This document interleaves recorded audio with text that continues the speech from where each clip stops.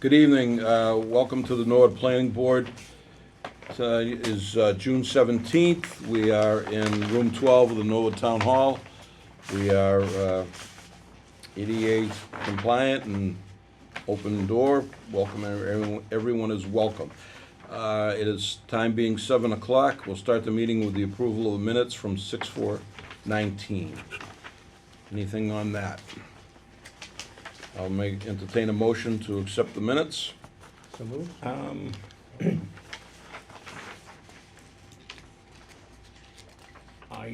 Just a brief typo regarding Mr. Homewood. And, It says Mrs. Ms. Oh, Mr. That's all right. I'm good with that. but we can live with It's all that. the right. rage. So noted. Okay, I got a motion, a second? Don't make the Second. checkout Anything line. else? All those in favor? Opposed? Unanimous. Okay, 7:05, we're a little early, but this is not a public hearing, so, John, are you guys ready? I think we're ready. Anybody else coming, or you're all set? You Jack got it? could not make it tonight. Oh, okay, so let's get right into that. We have continued site plan review for 862, 878 Washington Street, formerly known as the Sandstone property. Mr. Chairman, I just want to let you know for the record, and be willing to sign the affidavit. I have reviewed the minutes regarding this starting of this meeting, and I have also reviewed the videotape of the meeting with this. Thank you. Any objection from the applicant? Mr. Porro has filled himself in. No objection. Okay, thank you. Then we will move on. When we last left off, I think 2 weeks ago, John, you were gonna, we were looking at a couple of things, primarily you were gonna meet with the light department over a pole and maybe widening the entrance to the property. Right, so we were able to talk with Kevin Shaughnessy and from the Norwood Light Department, and the builder, the developer, now is amenable to moving the pole. We've moved it to the location about 5 feet from the hydrant, the location recommended by the town engineer. So that gives us a full 22-foot width all the way into the site here without having to narrow down either at the curb cut or where alongside the building. So we're gonna move that pole over. We're going to then go from that pole to a pole here and down to the transformer. And then the other things that'll drop down are the cable, TV, and cable and telephone. Are you going with this 55-foot high pole? Is I that think that this pole has to be higher because of the, not necessarily because of the clearance, but just because of the amount of things that Amount are of things dropping coming down. down. Okay. And they need to separate the utilities from each other, So light department is good with that, and that's, right, the light de- Yeah, Yeah. the biggest thing that changed from the last meeting was just that the Norwood Light owns that pole. It's Yeah. not National That's Grid or good news. Verizon. It's Yeah. great news. Yeah. So it makes our life and their life a whole lot easier than having to deal with National Grid and Verizon and whoever else. So that's why we were able to say, okay, let's do it. does that change the location of the pits for the trees on the sidewalk, or no? No. No, okay. No, it doesn't change that. And then there were some things, and they were mostly cleanup material with Mark Ryan, with the town engineer. I mean, I can go over them, but basically I can tell you that we've done everything that was asked, or I comment or conversed with Mark via email. I mean, the biggest one, the thing that we didn't change was he was asking for this, what we call a trench drain, which is actually just a catch basin that runs across the site to be 2 feet wide, where we have a 1 foot wide, but that's 48 square feet of catch basin, where a catch basin is 4 square feet, right, the ones out in the street, so. And it's just because of the way this driveway pitches down to the back that we have to sort of, want to make sure we capture all of that water. And we're still gonna put the sign at the entrance Yeah, we have that, the sign here that tells people warning in warning people traffic. that there's cars coming in and out of that driveway.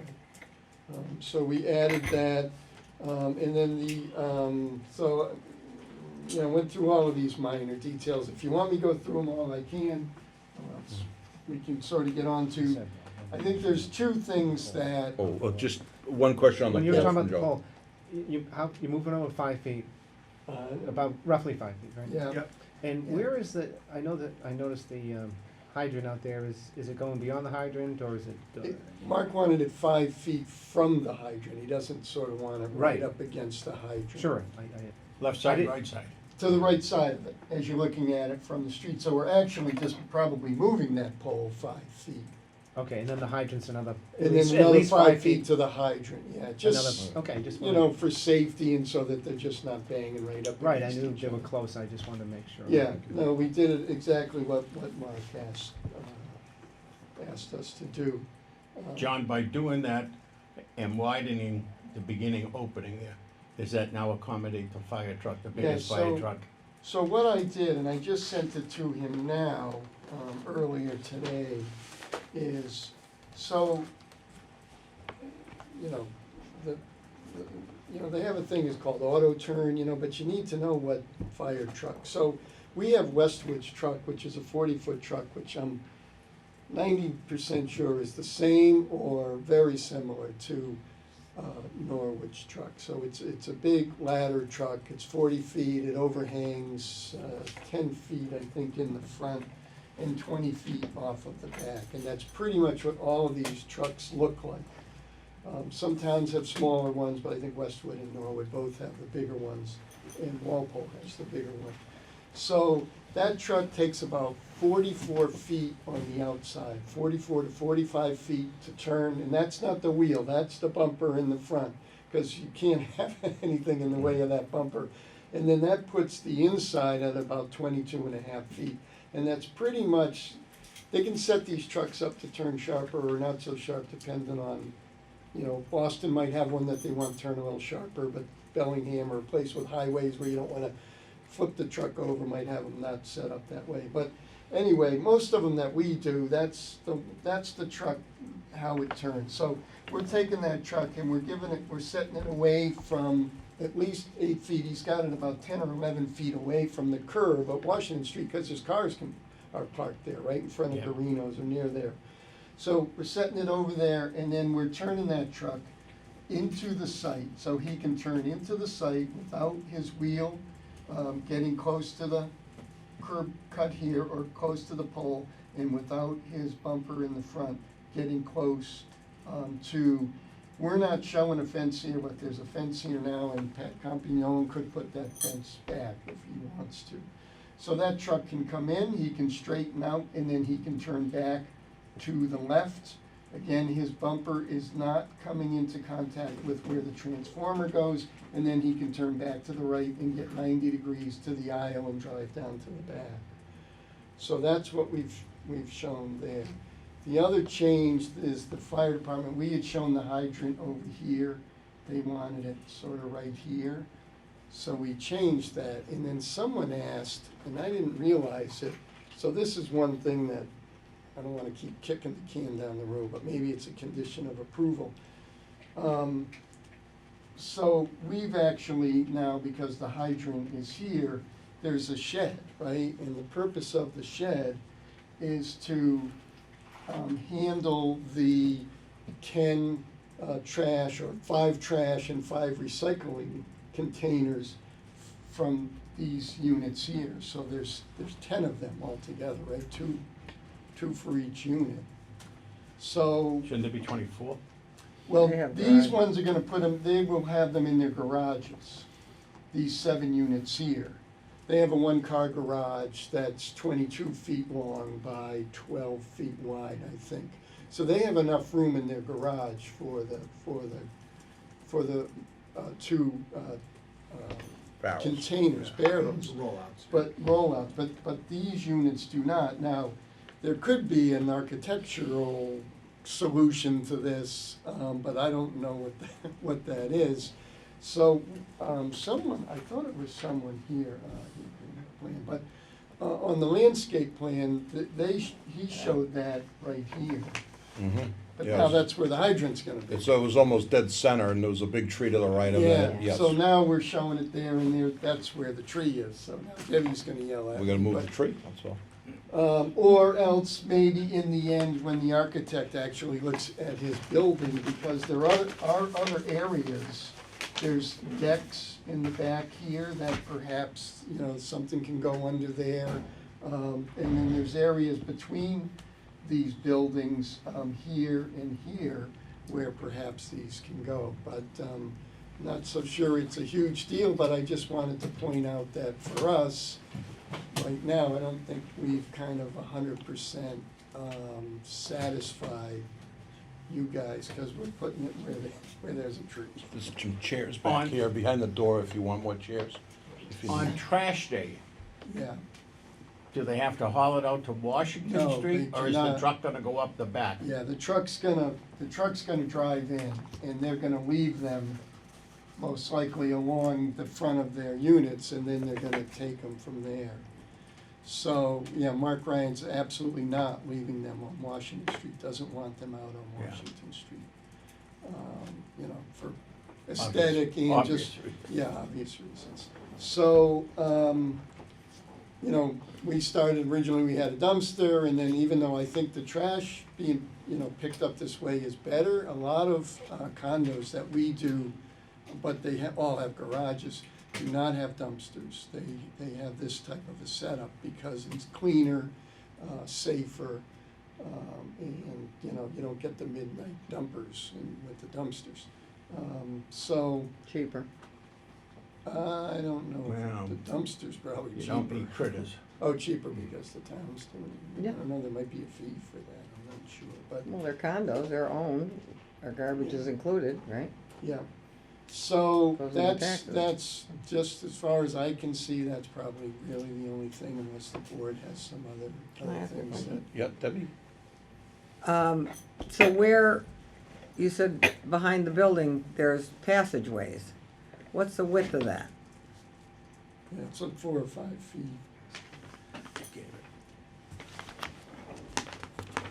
I mean, can you build something under there so they can roll their cans under there? I'm not sure. Well, so there's a few different places, there's a deck here, you know, there's a few different areas where there's the possibility of having, you know, some sort of storage unit to handle these.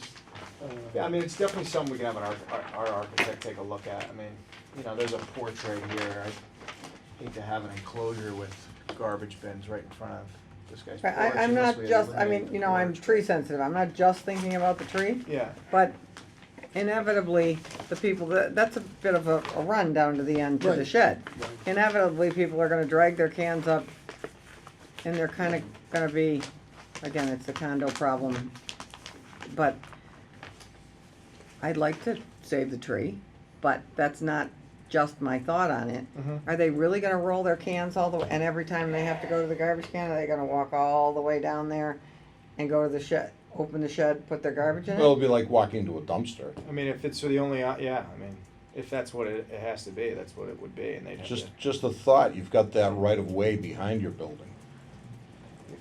I mean, I don't know if you could go like a half shed, you know, lean-to kind of thing. You've got that right of way, right, that goes down, that you own. Yeah, but you But how do we get it to the- We blocking that. He doesn't own It's an. You guys own It's an, it. it's an It's an easement. it. easement. It's an easement, We own it, but it's an easement. There's but you couldn't has to put the be a cans, clear- you couldn't put a clear sky. a, They have to a, have water. a half roof or something and just put the cans against the building on the backside of that, I don't know. Just throwing it out there. Open to the alley. Yeah, open, it would be open to the alley, I guess, yeah. You wouldn't want that. Yeah, I mean, I think it's probably gotta be somewhere in That here. easement's a real pain in the neck, cause no one Yeah. uses it. No, It's just a no, waste of It's your ridiculous. property. I know. Yeah, but it goes behind the property behind, next to them too. But all they the way come to in, the they come in from the other side. Yeah. They drive a driveway that comes in from And the other right into side. this, right? Yeah. I mean, there is another solution, but you might not like it, Oh, boy. and that is just to convert this spot to the shed, right next to the transformer.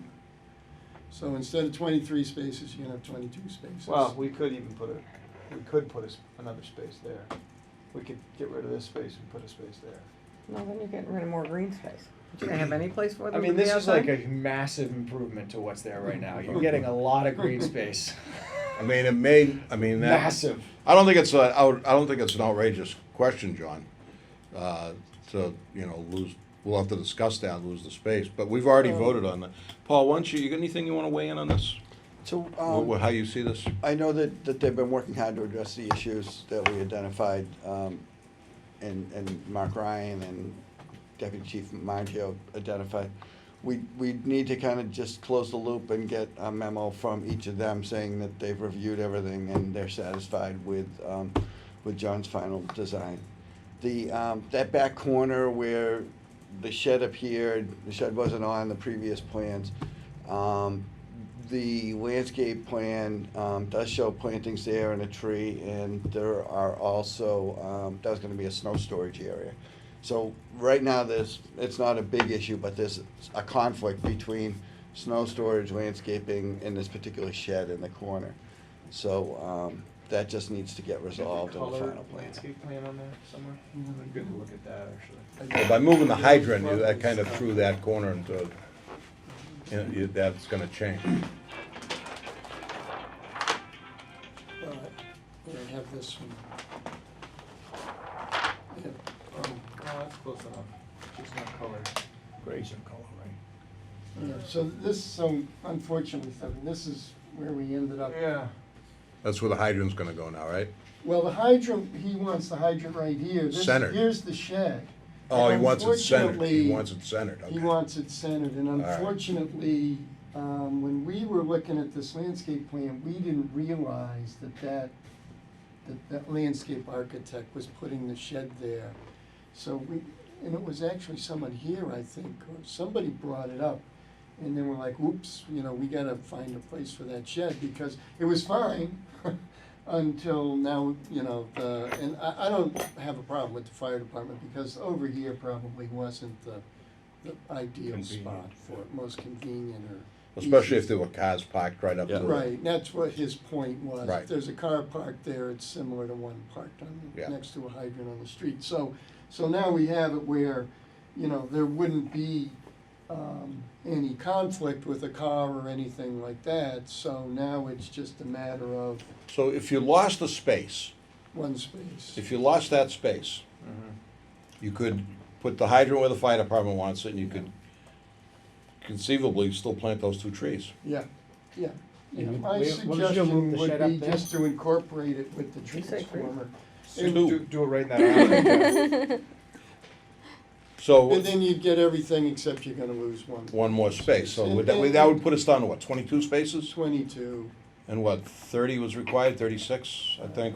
Yes, and then reduce it to 25. We reduced it to 25, or 20, no, 23. 23. From 36 to 23, so now it would be 36 to 22. You I hate to lose the space, but If there's an architectural solution to build a small space under the decks to just Right. put a That may couple of be trash cans in there, that would be That more may be the efficient use best of the thing. space. yeah. Right, because, you know, and I could be wrong about this, but, you know, when you have a single-family house, you have two, right? But if you have like a condominium, can they share? Does each guy actually need to have his two, or? Nah, that is it just runs into Just law. enough to, no, each guy needs to have their two. So- Garbage is a big My mother deal. lives next to me, she won't let me throw anything in her car. What do you mean by putting the So, Under- 12, well, no, 10 rollouts under where? well, I'm just saying, there's places on this building. By the transformer. Yeah, that, there's. No, pla- no, I'm no, sorry. that one I Under understand. the deck under of the the There's deck, places I don't on this, understand. under the deck. What's under the deck? Yeah, but it's a first floor deck. Yeah, I don't- What do you mean? But, You don't have the height, well, is that what you're because saying? Yeah. Don't you have the garage under the deck, John, going in? Not on the No. front No, building. not on those front ones, but the grade is going down. I don't know, cause I haven't seen the elevations of the Yeah, I architects. don't think that's a, Yeah. I don't think that's. All right, so feasible. that's a problem, right? You gotta find a spot for that.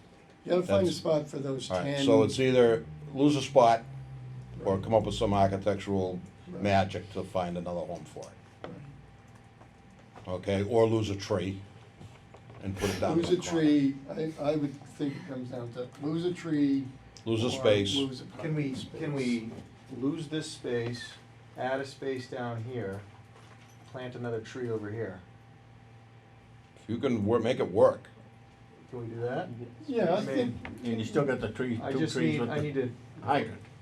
the hydrant still be there, I just need the turning radius to get into there for another space, and then there's that area, go back to I the, wouldn't wanna, wouldn't wanna look at the the landscape. the landscape plan, yeah. We would have to do another, Can we do that, Paul? Can we lose a spot, or we already voted on the parking? Since the board already closed the hearing, it does kind of Complicated. lock that in. Well, I and think complicate I think we could probably do what Steph was I saying. think we can find another Because- solution, just. You know, because if we have that, sort of that full 18 feet to put something a little bit more narrow than, you know, a shed that's a little bit, you know, narrower here, so maybe we can steal a bit of that space and then kind of put the space here. I think that tree can still stay, Yeah, maybe. and then the hydrant. So I think by doing that, by moving yeah, but I the think shed those here- spaces are only 8 feet wide, right? 8.5.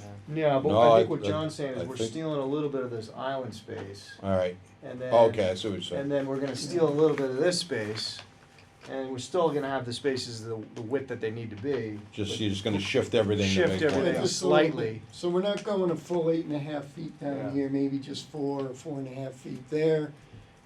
You know, get 4 feet up here, take a little from the transformer, that area. Does that work, and- Paul? Would that, you see any issues with that? Would that be a minor site? No, we can, Well, we wouldn't have to change any of the parking. The parking, the count would stay the same. Right, right. So that, we're all set on But- that. We but don't have it to would- change. You could say it's minor and. Well, you'd have to show it on a plan. Yeah, you're gonna get a final plan. We'd have to show it on a final plan. we have a transformer there in that island now, The transformer, the proposed transformers. and so where's that gonna go? Stay in there. No, I'm just saying that, you know, we're showing, 3 or 4 feet behind the transformer. There's a lot more room behind that transformer. I don't think you can steal anything on the front here because that fire truck's Right, coming you want- around. you don't We wanna- want the fire truck hitting But you're that. getting an 8-foot parking spot, Yeah, because well, you're I don't- bumping it down to the other end. Yeah, Right. Just gonna shift everything, steal a little from both ends, just yeah. shift it, make it Yeah, If you can for steal us. 4 feet here Yeah. and 4 feet on the other end. You then got know, it. you And got I was the just parking saying, space. worst case scenario, maybe this tree can't stay, and then there's this whole area here, maybe we can put that tree, Yeah. potentially. I think it still fits the tree. Still fits. I mean, look at it either way. Yeah. Does that, I mean, just pulling the board, this, not a binding vote, does that seem like a reasonable plan if they can come up with it architecturally? Yes. To do that? You win it the same. Yep. Basically, the net, it's, And we're at the saving end that is the tree. Liberty You know, the Tree. sarcasm is unbelievable. We've already gotten the Liberty Tree, it's over by the content, okay? They mock Liberty tree me. too. They Alright. mock me. Paul, Comic you're relief okay with here. that? You're- Yeah, if that can all be clearly shown on a final revised plan and it all functions, it'll work. Darn. Any other, John, you see any other issues here?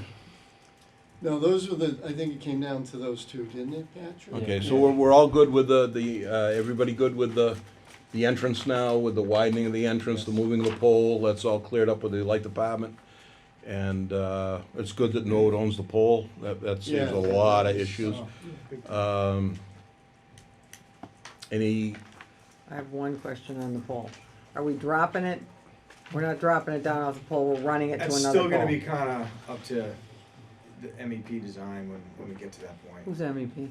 Mechanical. Mechanical, electrical, plumbing Okay. design, when we You do would that. like to have it drop I would- down underground, I would right? love to have it I drop mean, their underground, but I preference can't- is to do that, I mean, I but we'll can't make see. it a subject to that.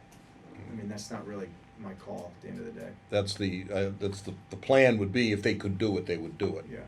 But they gotta wait and see when they drop the new pole and all that and what transpires. I get it, it's on your land. It's We'd just not. like to, no. Well, they're there, yeah. Yeah, where it's gonna drop, it would, I mean, That would be the preference. that would look way nicer. I agree. All right. Any other questions on the plan? Gone over this now, this is probably our third or I have fourth. one quick question. The front, because I'm really just concerned about what, Should we wait for a final plan on this? is it elevated, is the front house, Those and we can the two, condition or the five units? 5 units. Is it elevated a little bit? Like, are we gonna get rocks, or we have a little green spot? I mean, how are you landscaping that? Oh, there's Between the there- sidewalk and the there is face a of the slight building. elevation to the farmer's porch there, yeah. Yeah, We've So got you just plantings latticing across- it, It's only or- gonna be lattice and then all those shrubs, you're not even gonna see anything, but it would be, You're getting shrubs across the front. yeah. Between the sidewalk and the building, there's gonna be a garden. Yeah, you're not gonna see foundation because you have a foundation, then you have porch okay, in front of that. okay. You can see, it's, Is it ground level? Is the, I mean, to get up to the farmer porch, is it 2 steps, four steps? he's showing 3, well, he's showing 1, 2, yeah, 3 to the farmer's porch. Okay. with And the- we're landscaping in front on Washington That's all Street. Yeah, all landscaped that, in yeah. front. In front, there's a ramp here, and then this. So, And then the 2 holes in the street for future yeah, planting. and then, yeah, Yeah. 2 there, so, Okay, I, yeah, I'm not a landscape architect or whatever, but I think it's gonna look nice. did they redo the sidewalk? Do you guys redo the sidewalk? Actually, are you gonna pull the sidewalk up? For the trees? Yeah. no. Well, I mean, is the You're sidewalk gonna get you're broken? pull the side, yes. Okay, There's, well, to move the pole, there's things coming down that Oh, yeah. pole, and they have to be reconnected. So you're probably gonna lose, you know, between the existing pole in here, you're gonna definitely lose the sidewalk and maybe more of it, but Mark Ryan made us put a detail of, you know, the remove and replace of the Okay. sidewalk. So Okay. you're gonna put back the 4 inches here, anything that gets excavated in the, Entrance. in the apron will be 6 inches, and that's what the town. Can't you just put a cone up? Yeah, that's what the town requires, that's, I mean, And it will in be a- Norwood, that's what they put in, and it's good. They it will put- be when a they do concrete, that's what it they will be put a in. concrete Oh, sidewalk? it has to be concrete, Yeah, there's no. yeah, it's there's no- concrete. Hey, come to my street, doesn't have to be concrete. No, I know what you're saying. All right, if there's nothing else, Paul, you have anything else? We're good? You all set? So we All could set. actually, yeah, you all set? This is not a public hearing, but if there is somebody from the public that wants to ask a question, if they're not clear on something, now's the time to ask. Okay. So I think at this point, we're gonna get a final plan with a, we probably can vote on the plan with the, subject to the placement of the barrels. I mean, the placement of the barrels and And the, the and fire. List of conditions. and the list of, the fire, the showing of the hydrant, you know, all of that. As Paul said, you want a sign off from engineering and fire, and Paul knows what to do. We have enough, I don't wanna leave too much open on subject two. I think we've resolved, all of the outstanding issues. We just want a confirmation from the town engineer and deputy fire chief that they're satisfied with the revised plan. So those would be conditions and Yes. obviously the final plan. Yep, And then if, for whatever reason, Yeah, well, hopefully- we have to look at parking again, then that's gonna, we're gonna have to reopen that. Yeah. Okay. I think we can do it though, Yeah. without, but just, you know, like we said, not to beat a dead horse, but we're gonna steal a little from each end. Mrs. Homewood, When do we do like housekeeping and stuff? Is that just a standard? that would be when you, the decision, Okay. Okay, that has all the criteria and that's in the decision. okay. Al, are you okay tonight? Yes, I am, sir. Joe? I am. Mrs. Homewood? Yep. Okay, I'm also, I could vote tonight as well. There are 4 members, oh, nope, you were on the special permit. So we have a 4-member board, supermajority, just a single majority. just a simple Simple majority for majority site plan for the- approval. Okay, so I will entertain a motion to approve on the plan, subject to, We got a few whole bunch things of that. subject to it, though. No, actually not. A couple of letters, and we'll look at the, Engineering. And a revised. and a revised plan. And that will revised show plan.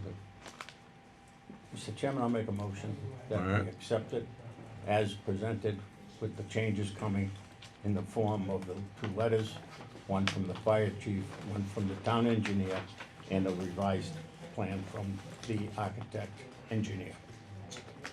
Second. Okay, anything else on this? Seeing none, we'll put it to a vote. All those in favor?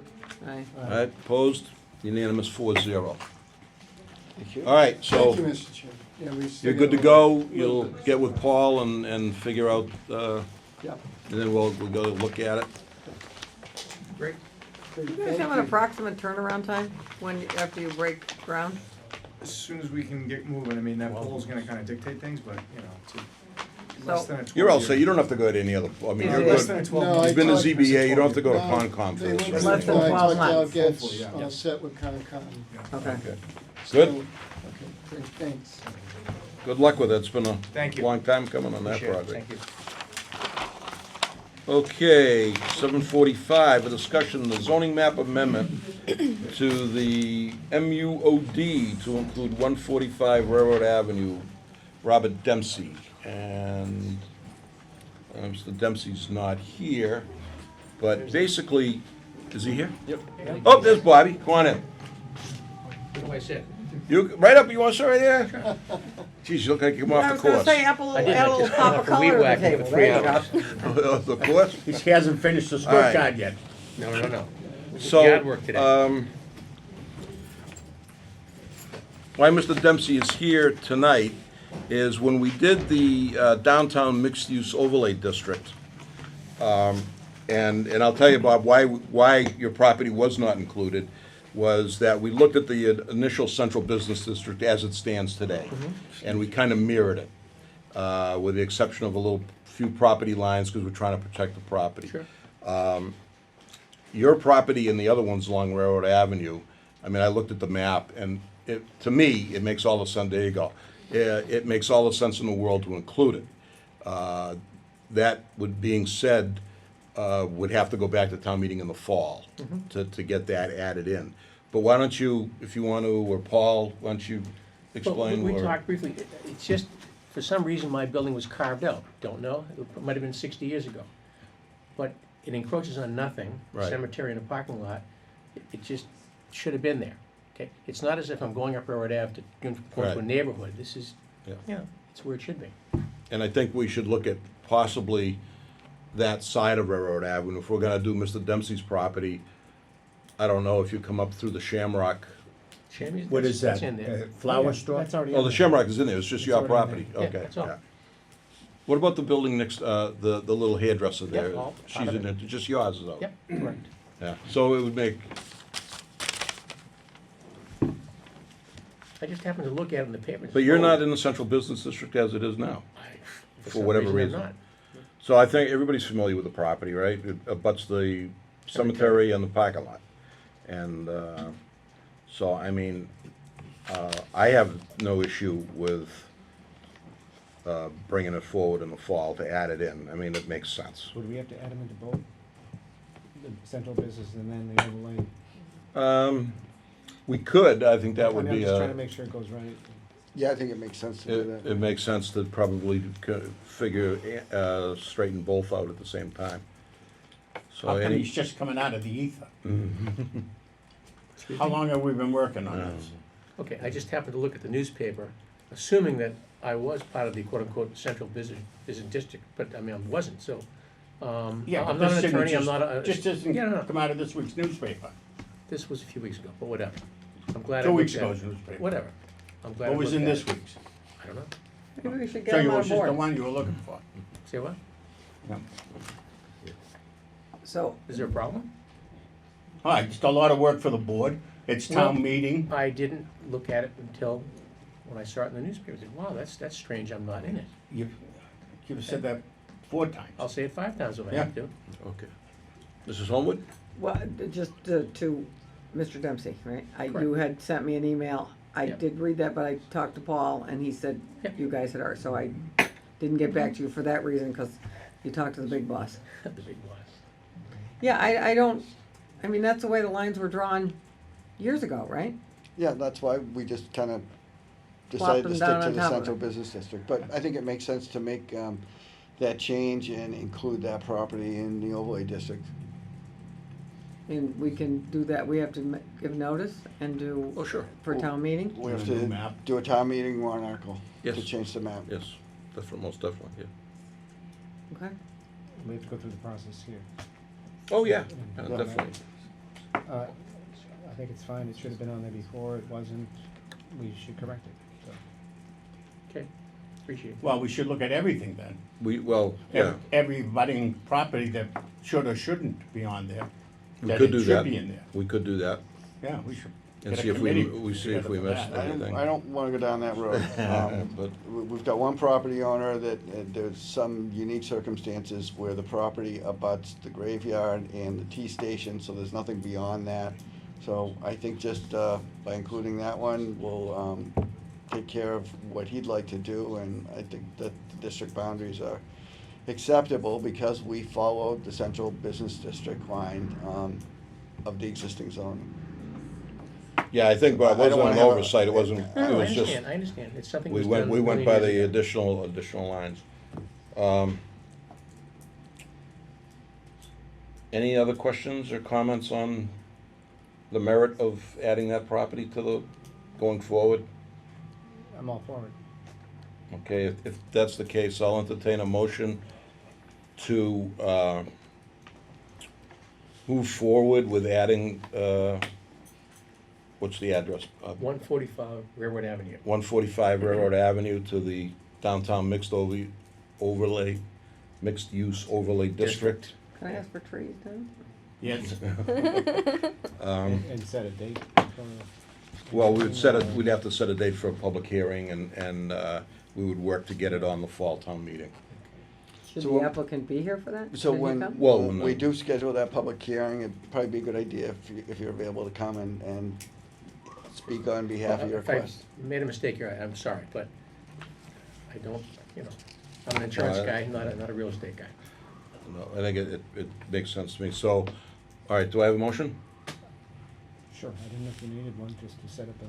Well, But- I think we should take a, You got a guy with a hand up over there.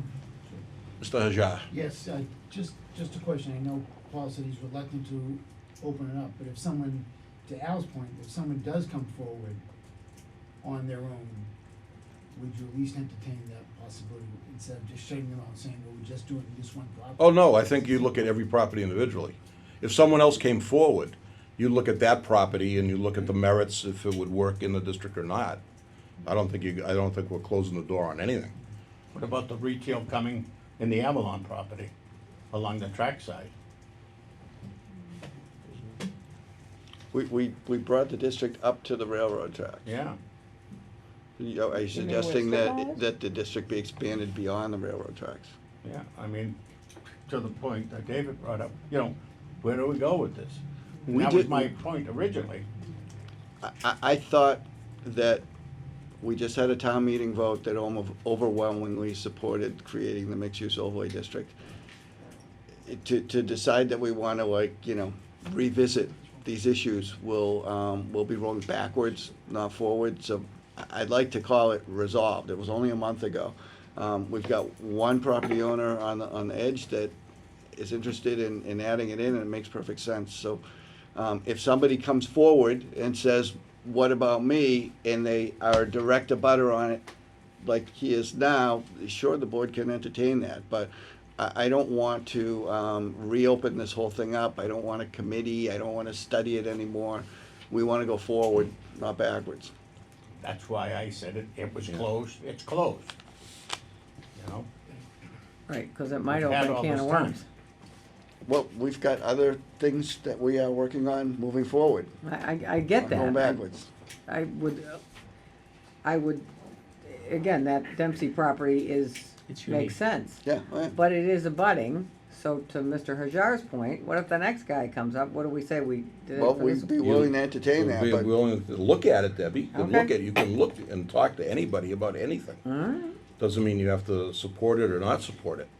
But I don't think, if someone came forward and, you know, in all honesty, this is probably an oversight on our part or somewhere that this property was not part of the central business district. And it, you know, if there was ever a property that made sense, it's this one to be added in. Now, if someone came forward who also wanted the same opportunity I, to come before the board, by all means, we would grant them that opportunity to give their case on why they feel they should be included in the district. I mean, I would never say no to listen to anybody about anything. listening But- and, Acting are two different things. yeah, correct. So, again, going on record, it could open a can of worms, Okay. could not. So, Okay. on this particular Yep. property, 145 Railroad Avenue, Correct. I'll entertain a motion to move forward to adding it to the downtown mixed-use overlay district. And the also for the underlying- zoning. And the underlying, and, I'm sorry, and the adding it to the central business district as well. So moved. Okay, is there a second to that? I'll give you a second. Okay, anything else on the motion? Okay, all those in favor say aye. Aye. Aye. Aye. Opposed? Aye. Passes 3-1. Okay. And we'll work to get that into both districts. All right, so we'll move forward, we'll let you know when well, obviously, we'll have to have a public hearing and all of that, and we'll let you know when we take care of that. Appreciate it. September, October. All right. Thank you. All right, moving forward. Discussion, proposed zoning amendment for 289 Walpole Street, David Hearn. Is David here tonight? Has he contacted you? Is he gonna be here, not gonna be here? He's gonna be here, but we're a little early right now. 7:44. He's on his way. Oh, he's on He's his way, scheduled okay. for 7:55.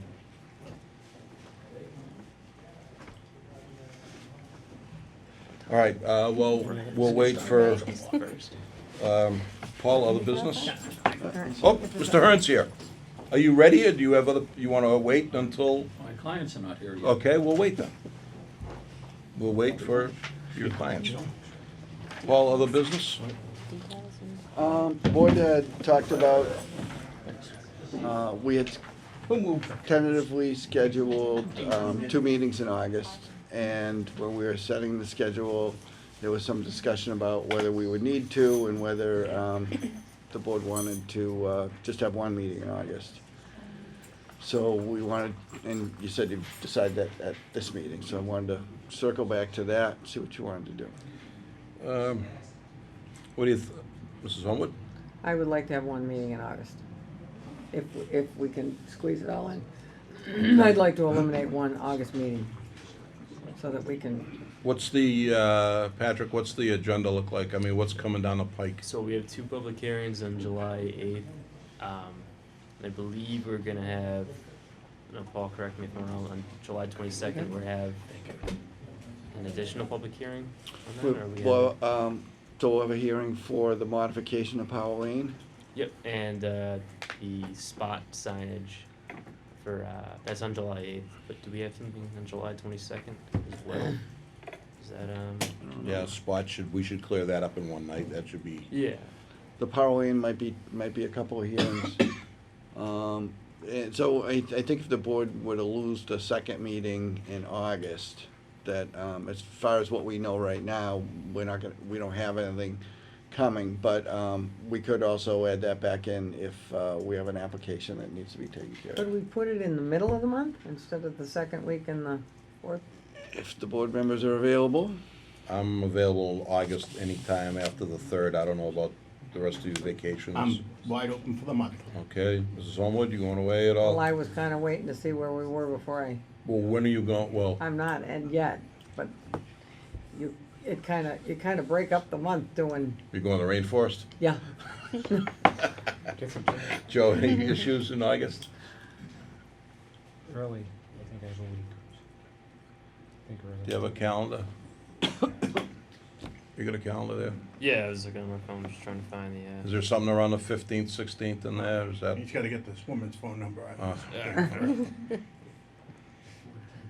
was checking our, I'm Girlfriend, checking don't our get him in agenda. trouble. He's that, jeez Yeah, Louise. See, Too I wasn't late. up to speed. She's now watching the, Oh, yeah, good. Good. Yeah. She's got a life. yeah. Okay, Well, good. she doesn't live here.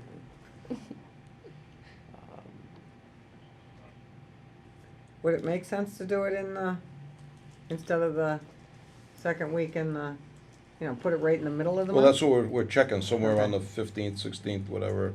Monday night is like right in the middle. As you know, I don't carry a phone, so I don't have access to a. Sorry about that, so let me just check. Technology, it's great. Which I don't have. I could have walked over to the calendar. Just Pat. check. I Yeah, thought I- no, I'm just trying to find the agenda. Don't Jay. check on the, oh, I know, I left mine in the car. Let's do it the old way. Do it the So, old yeah. way, go to the old paper, Yay. go to the old Barbo's calendar. I was trying to find where I put them on the website, Imagine so no. how many million of those were handed out? What, Barbo's? Yeah. Yeah, Is they still around? I don't know. Okay. So we have, I in guess- August, we have a 12th and a 19th. And a 19th, I'm available either one. I think we had scheduled it on the 5th and the 19th originally. So I'd like to But- request that we go to just the 12th. The Really- 12th, It really screws up. the 12th month, works? Does that work, Al? Yes. Joe? Yeah.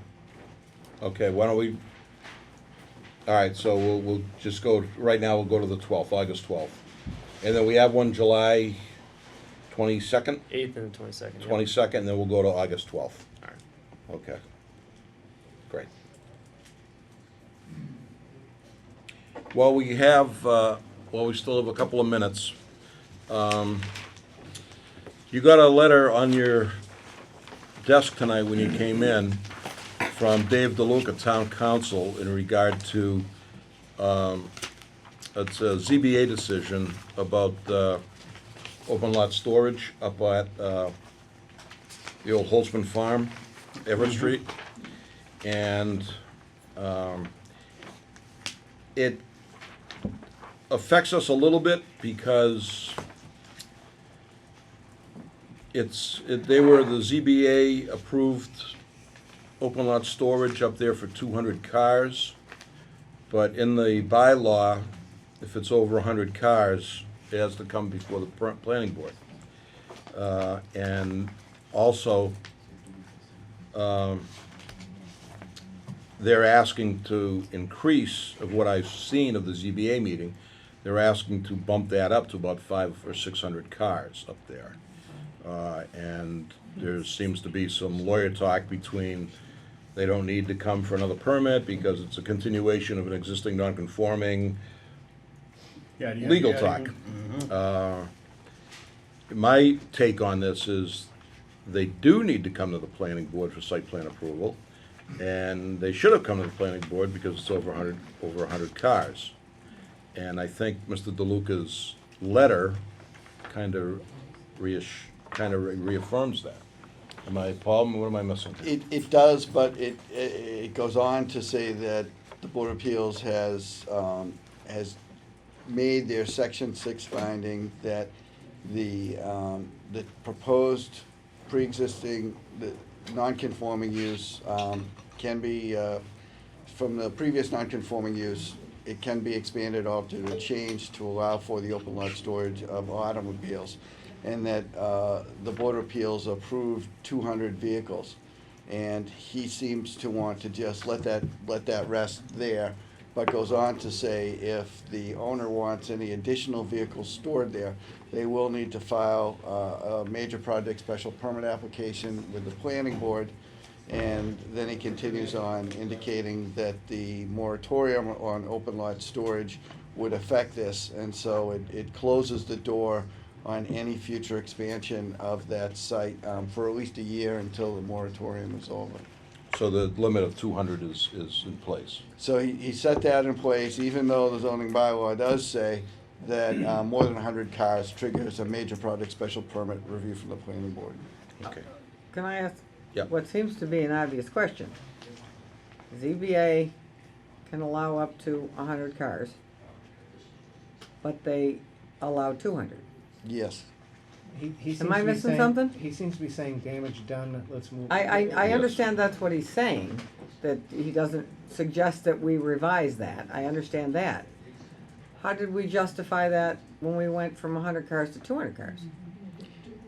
I think that there's a legal difference of opinion between Jim Hilliard representing the owner and town council about the area was pre-existing non-conforming. But, And Hilliard indicates that, well, the whole site was pre-existing non-conforming and used for that use, so therefore, the whole site is still available for that.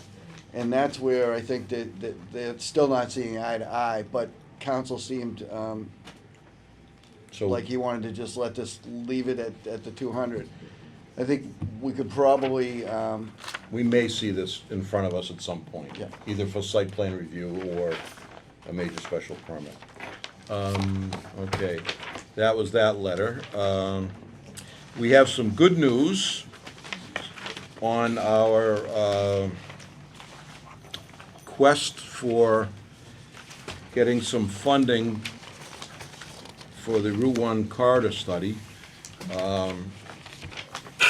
Paul and Patrick did apply for a grant. We have not heard about the grant yet, but, Paul, if you want to just fill us in real quick on, you went through the cushions of your couch Yeah. at home and you found some money, and, so why don't you thank you. kind of tell us, where we're at? The planning department for many years was involved with a housing rehab program using community development block grant funds. This program involves going into individual homes and bringing them up to code, and income qualified residents in income qualified neighborhoods of the town could apply for these 15-year loans. If somebody that had their home rehab sells or moves before the 15-year term of the loan is up, they have to repay the balance of that loan prorated. And so over the last 5 years since I've been here, we've had 6 of these loans being repaid at various amounts. The money that comes back in after somebody pays off their loan is subject to the approval of the State Department of Housing and Community Development, who originally made the block grant to the town for these programs. And so I knew that we had money in an account, but I didn't know what the rules were for expending that money. And so I contacted the grant coordinator at the state, provided them with a letter and information about the date the loans were granted, the amounts of repayment that came in and when. And they said that there's really kind of 2 sets of rules. One for what they call program income, and that the state needs to approve any expenditure of program income, and that's for amounts over $35,000 that are repaid. But any amounts less than $35,000 are classified by them as miscellaneous funds, and that money can be spent by the town at our discretion without further approval. So in this particular policy that I just cited, changed in 2017, so there were rules in place prior to that, and these are the most recent rules. So the good news was that when I provided this information to DHCD, they got back to me and said, yeah, there's $32,000 there that can be spent at the town's discretion without any further approval from the state. So that money is available for us to utilize for the corridor study. 32,975, Yep, but we're getting 68,830, excuse me. but we can only go up to 35. Based on this policy, Okay. which split in the 5 years that I provided the information on, in 2017, they changed the policy, so it was kind of 2 separate sets of rules. So where's the rest of the money going? So there is money, there is additional funds left that we can use for a CD, a community development block grant type program.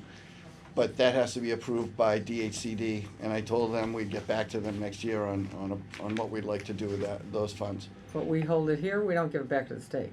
No, we have it in a bank account. Okay. So there's other money that the town received in 2014 after town meeting voted to create the 40R district where Regal Press is located.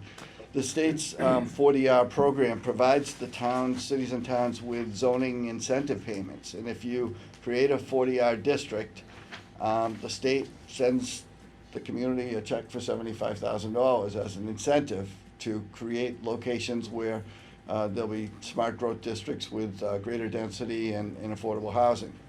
So we received a check back in 2014, and at the time, there was still some ongoing issues with the Regal Press property. As you will recall, it was surrounded by controversy, and then the owner didn't start construction right away, and then he entered into a deal with the MBTA to allow them to utilize his property as a laydown area for the bridge reconstruction. And that put another 2 years before he actually started on his project.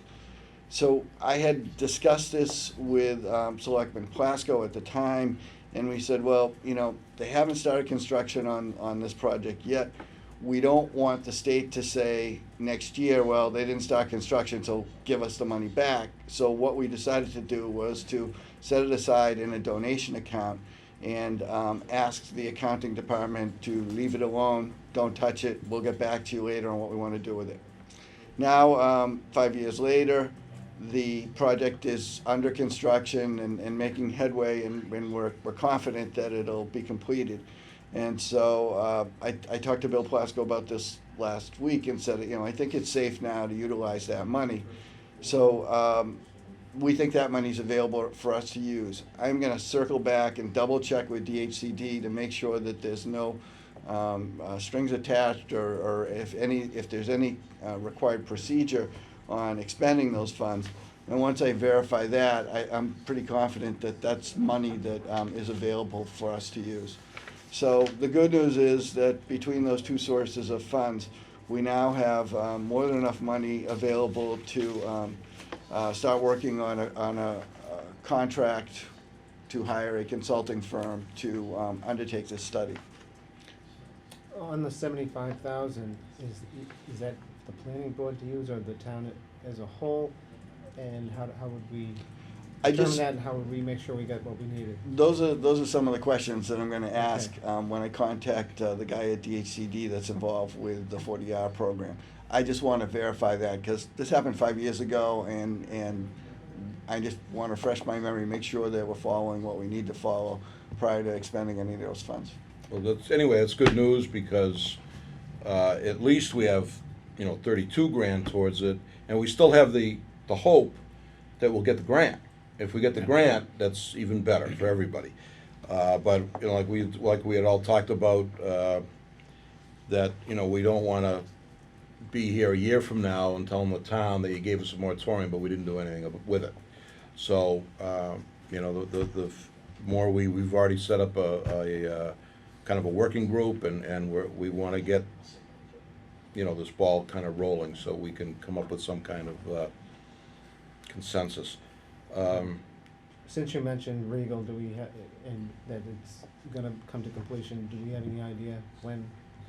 So I actually reached out to Bill Duffy, the owner, today, sent him an email. There's some conditions of approval that need to be resolved, and we're requesting a meeting with him and his legal counsel to go over any outstanding conditions of approval that need to be met, so that we don't get to the end and somebody's asking for certificates of occupancy and we're saying, wait a minute, time out, what about that condition? It's not a bad idea to have a meeting partway through the project, just to make sure everybody's on the same page. And when we have that meeting, I indicated to him, we want status report on what's going on, when they think they're gonna finish the project up.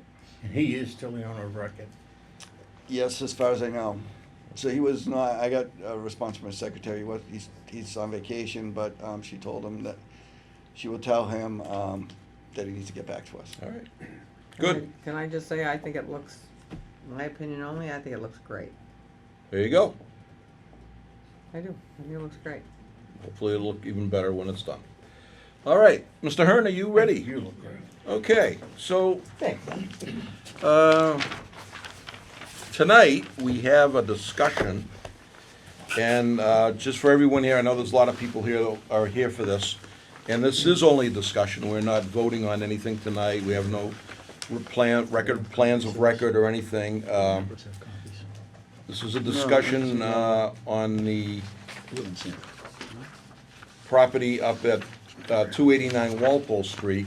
Everyone knows it as Governor Allen's mansion, or the Dollhouse Mansion, or whatever you want to call it. It's a beautiful piece of property. And a couple of months ago, we had a similar discussion of what could be done with the property. Again, this is kind of an informal meeting. We're not taking any vote tonight or anything like that. We'll give people an opportunity to speak. I would like to, just before we start, Mr. Hearn, I'll give you the copy of this. This is, I won't read it all, but this is a letter from Judith Howard with some background of the house and a little history of the house. And do you have a copy of this? Do you want to, would you like a copy of it, or? This came in this afternoon. I'd be happy to take a look at it, Mr. Chairman. Okay, I just want to enter it into the record, or into the minutes, I should say. We're not, and I saw Ms. Howard here tonight. Yes, I saw in the hallway, yeah. Okay. So, well, you have any opening remarks, or are we ready to go? I do. Unless, Paul, were you going to say something? Me? Oh, we'll go right to Mr. Hearn. Okay, thank you. Members of the board, for the record, David Hearn Jr., my office. I'm an attorney with an office at 470 Washington Street here in Norwood. I'm here this evening on behalf of the owners of the property you alluded to by various names, also Oakview. 289 Walpole Street here in Norwood. One of the owners, Mr. Robert Biguri, is off to the side there, and Mr. Michael Viano, who's been assisting Mr. Biguri and Barbara Rand, the other owner of the house, with looking at different ways of dealing with that property. And there was one proposal last fall, I think, where somebody came in with, they came in with some ideas, and I wasn't involved in that, but they've consulted me about how we might deal with what is an old historic structure. It's had some pretty historic people living there, members of the Winslow family, Governor Allen, who married into that family. And it is a piece of property just over 2 acres in size, with an old house, I would say sort of an Italianate and Victorian all. I've never been in it, but I've seen pictures of it, and it's pretty amazing inside. One of the concerns, and what brings us here, but one of the concerns people express about this type of property, not just this, but others, is there some way to take these older, historic, large residential properties and find a way to put them to a use that is in keeping with today's needs, social needs, family needs, economic needs, and at the same time preserve these bits of history of our town. And so I've distributed to you this evening, and I'm sorry, Paul, I thought I'd given that to you before, but it's actually circulating with our team, a proposal to amend the bylaw. And this is preliminary, but what it is based on is an idea that, well, if you take a look at the zoning bylaw, there's a provision in the bylaw that allows houses built before July 21st, 1927, which is the date that zoning took effect in Norwood, houses in the general residence district, and that have a lot of an area that is equal to the area required for a single-family residence in that district, to be converted to two-family houses if they meet certain criteria and if they don't exceed certain limitations.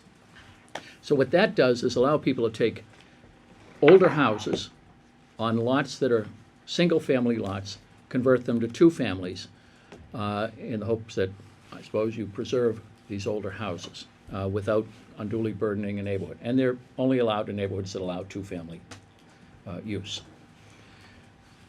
Taking that idea of making an exception that allows for certain things based upon the age of the property, we have before you a draft of a bylaw, and I gave it number 3.6 because there is no 3.6 right now, that is designed to encourage and assist in the preservation of these large structures, residential structures that have historic value.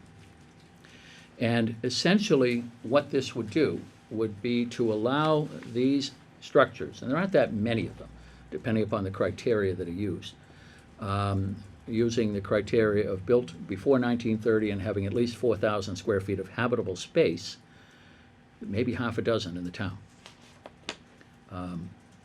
including Oakview. But to allow by special permit the conversion of those structures, even though they may be located in a single residence district, and this property is in the S2 single residence district, to be converted to 2, 3, or 4 separate residential units, condominium units, provided the historic exterior is preserved substantially without change or alteration. And it would be by special permit, so the town would still have a say in the matter, whether it's planning board or zoning board. That would depend upon who is designated as a special permit granting authority. It would have to, the board would have to make the findings that are normally required under section 10.4.2 of the bylaw dealing with special permits, and also have to make a finding whether the conversion of the property from single-family use to 2, 3, or 4 units contributes to the preservation of historic aspects of the town. Now, this is a proposal, but we see this as one way to allow the preservation of these older historic houses at a time when there really isn't a lot of demand for those as single-family houses. They're big, they're expensive to maintain. They were built at a time when households had 3 or 4 times the number of people that many of the households in our town now have, in terms of a family with maybe several children and servants living in the house. They had staff. They had staff, They that's had right. staff. Those uses don't exist anymore except on PBS. And yet these structures are there. And if owners of these structures can't make use of them for something like this, eventually what happens, I'm not saying it's going to happen with respect to Oakview, but the potential is there, that eventually when a set of owners that has been maintaining the property with both, I suppose, love and money, because that's what it takes, leaves, then somebody else is going to do something else with that property, whether it's knocking it down, or in most cases perhaps knocking it down, I suppose, because that demand won't be there anymore, and then turning it into something else. If the town wants to preserve these structures, this may be a way to allow preservation without creating any real negative effect upon a neighborhood, because these houses are built to have 10 or 12 or more people living in them. If you break them into 2, 3, or 4 units, depending upon the layout and the size of the particular building, 10 or 12 people isn't really a burden on the neighborhood. And it would be an exception, and it wouldn't be a great many structures that would fall in this category. So we're putting this out to you as an idea that we want to explore, and we want to explore it by exploring it with you folks first, since this falls in your wheelhouse as something that you consider. Mr. Begori is here, as I said. He can answer questions. Mr. Viano has done a great deal of research on this and has come up with numbers of houses involved and what criteria were looked at and all that. But in drafting this, I focused on the age of the structures and the square footage of the structures. not the size of the properties they're located on, not the district that they're located in, because I would see this as an exception allowed generally in the zoning bylaw in any district. We're only talking maybe half a dozen we think fall in this type of category. Might be more, depends, you'd have to do a little more looking, but preliminarily, and Mr. Viano has done a great deal of research, and he's worked with the assessor trying to identify the properties. But it would be an exception that would be allowed in any district by special permit if certain criteria were met. So we put it out to you. I think we had before us, and about 10 years ago when Attorney Brabowski redid the zoning bylaw, we had, through Steve Costello at the time, something very similar to this. We called it the mansion exception. And basically it did exactly what you're saying. We had identified, I believe, 5 places in Norwood: Forbes, Ernie Box House, Oakview, I want to say Dr. O'Day's house, maybe the Laney K nursery school house. There were like 4 or 5 that we identified that would serve in this purpose. And what we would let happen to those properties is, if they kept the historical integrity of the home, it gave the owner another option to keep the house. And the other option would be to convert some condos inside it, with keeping the exterior, and the integrity of the mansion. And I thought it was a great idea. And it unfortunately, it didn't pass the planning board at the time, because to me, it gives the owner, now the owner can still sell, and the new buyer can still have all the options they have today. They can tear it down, they can do whatever they want. That's their prerogative, but it gives them another option if they wanted to keep the house. So I'm good with this. I mean, obviously, we'd have to look at the 1930 thing and some other things, but in concept, I like the concept. But, and correct me if I'm wrong, Mr. Hearn, that there's the issue last time was not so much the conversion of the mansion to condos, which I don't think anybody objected to, but it was the auxiliary buildings around it, the density of the townhouses that surrounded it.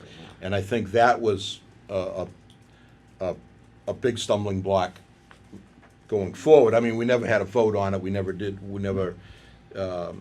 that was an issue, and there's nothing am I not reading, there's nothing in here about adding that type of auxiliary buildings to the property, right? What was before you last fall, I think it was, for discussion, and I was not involved in that. I was an observer. I happened to be here one night. Once in a while I come visit this board, but I watched some of the presentation after the fact on TV also. No, that involved, as I recall, doing a bunch of townhouses on the exterior. What this bylaw proposed bylaw focuses on, is finding a way to save these structures, keep them in residential use, particularly if they're in residential neighborhoods, and to preserve a bit of our history, the exterior of them. Zoning can't really regulate what you do with the interior of your house. But if somebody is looking for relief by way of special permit, if this type of bylaw were to be passed, and then somebody applied, you put certain conditions on what can be done with the exterior. And you'll note I also excluded from on this proposal any additions to the building from 1930 forward wouldn't be counted toward this minimum area. In other words, we're looking for larger homes that go back to a time when the people who were among the leaders of industry and commerce and society here in town, the leaders in the town, had these larger houses, what they did. And they're, some of them are gone. The O'Day Mansion, not O'Day, the O'Neill mansion. That's gone 20-plus years. Is it that long? Yeah. Yeah. Yeah. My neighbor across the street from me, his house was built in '96, and that's part of that property. So that's been gone that long. That was it. Some of the others have been converted or were taken down. If you go back through the old books that show pictures of Norwood in past years, you'll see some of these, like, There's oh, a couple of nursing homes. yeah, through the Victoria years. Haven Yeah. was one of those large family, single-family homes. So, there's, people aren't Very going few to, left. I think there's a house on Beach Street, There is. yeah, and Of course, they. the tree's gone, but.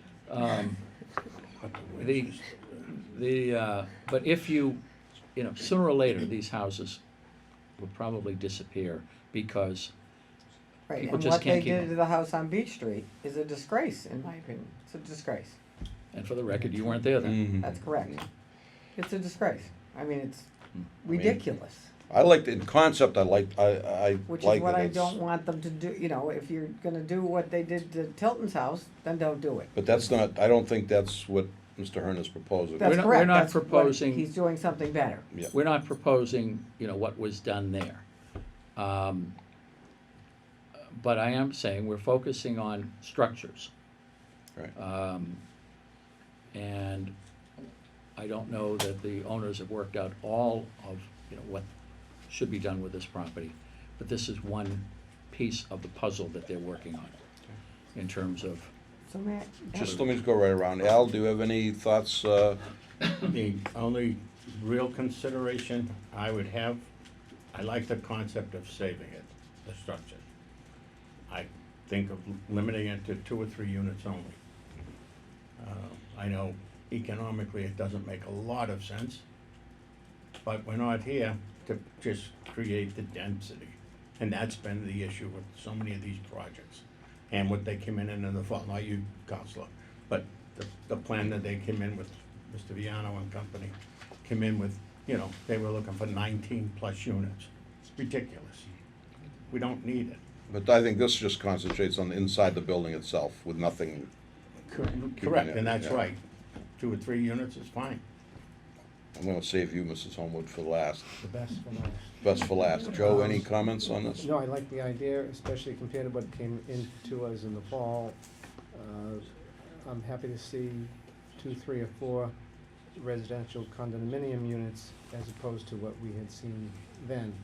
And I think a lot of, I can really see the whole idea of saving these buildings. And obviously, it's very difficult to maintain them. But if you've got 4 units, you have to have that economic portion of it to make it work. So I kind of like it. Mrs. Homewood. I don't think it's a secret. I think these buildings should be saved. I think I was fighting for it 10 years ago. There's some things, this is a draft, correct? right? There's some things that I'm concerned with, like because that's a big piece of dirt up there around it. And if we don't make it specific and they plop a house in its front yard, I think we need to have guidelines that say how many square feet around it. You can't plop a house in the front yard or right up against it, because then it loses its curb appeal. Would you, to Al's point, would there be a limit on, what's the square footage, Bob?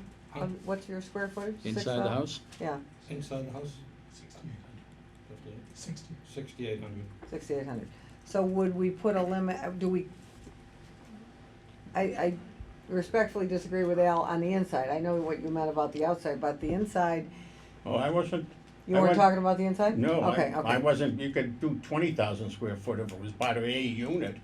All right, so because they it's could break it up attached in, would we put any restrictions on that? Well, wait a minute, I think Mr. Oh. Porro was talking about, he Outside. might want to keep down the number of units you could get in a place like this. Correct. Inside And- the building? No, on the property. Oh, all right, separate buildings on the No, property. no, this one building structure We're talking about this with wings and whatever Yeah, to come up to three units.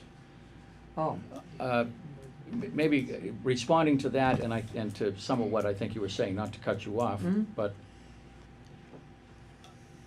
as this draft is put together, it proposes, I said 2, 3, or 4, maybe converted to, maybe I should have said up to 4 units.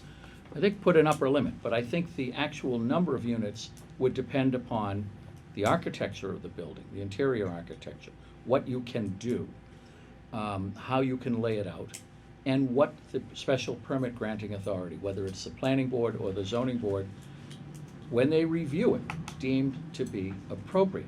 Now, I don't propose that this be done as a matter of right. We're not asking for that. We're asking for an exception in the two-family in the general residence zone is as a matter of right, Yeah. as long as you don't exceed certain criteria. And if you exceed those criteria, you need special permit relief. Correct. But we're proposing this as something that isn't a go unless the board Gets the designated okay. gives a special permit, and that's when that board, whoever it is, has the opportunity to review and say, well, gee, I think you're overreaching when you're going for 4 because the way this building is, 4 units is too many. Other buildings, they might look at it and say, well, 4 units fits in here well. Boy, you've done great work with your architect and all that, and we see how it fits in.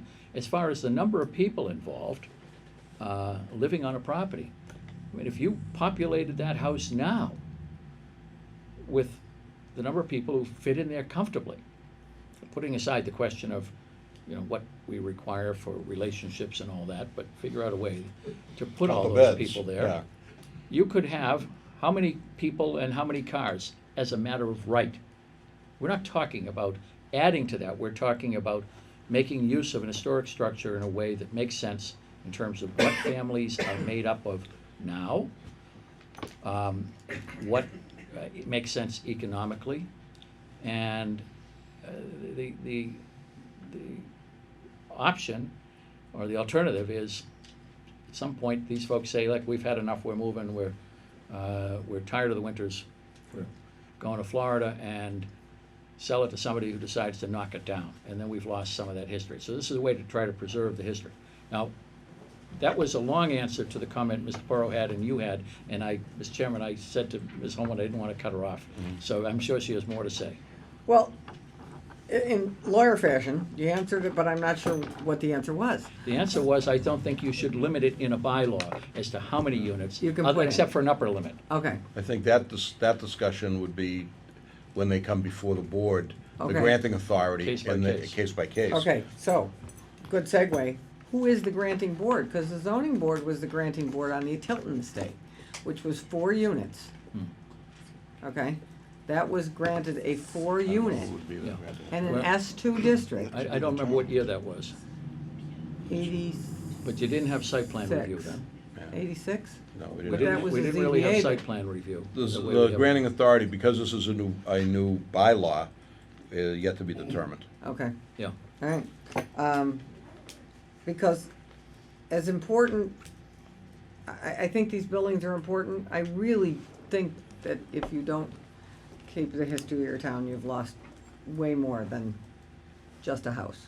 However, I think you gotta be specific. You can't let them, we have to be specific so that there's all that dirt around, what are we calling it, Oakview? Yeah. And we have to make the guidelines specific that you can't put a house within so many feet of this Well, historic house. Right, this is the S2 district we're talking about. So right now, the S2 district requires 15,000 square Is feet. this an S2? This is S2. So this Oh, is the, okay. this It's has the the most highest restricted, right. requirements. 15,000 square feet. It has a requirement of 125 feet of frontage Mm. for a lot. And beyond that, the side yard setbacks, I think, are the most restrictive. 30 feet, Yeah. aren't they? Uh, Side yards, no. Side yard in the S2 is 15? 20 feet 20.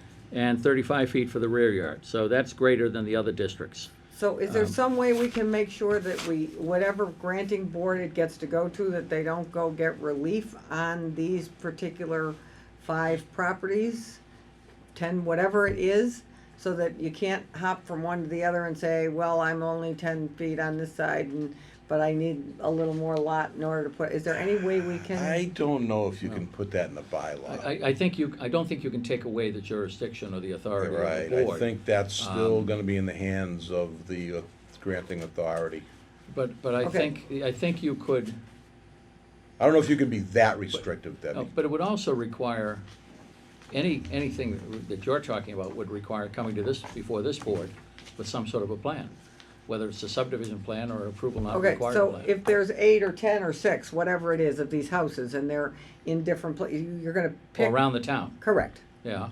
If you're going to pick those, why can't, and doesn't matter what, regardless of the zoning district, Existing zoning, Right. zoning district. okay?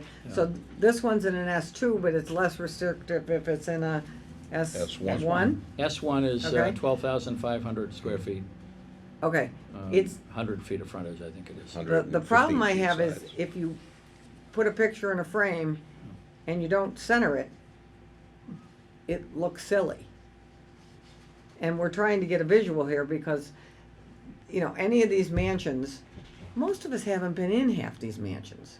We just have the appreciation of driving by them and going, oh, something from 1890. Well, they're Okay. private homes, that's why Correct. most of, Correct. yeah, we're not And if we proposing to didn't- make them public. If Boston didn't do this, Beacon Hill would not exist, or half of Com Ave wouldn't exist, because most of those were single families and they broke them up into condominiums.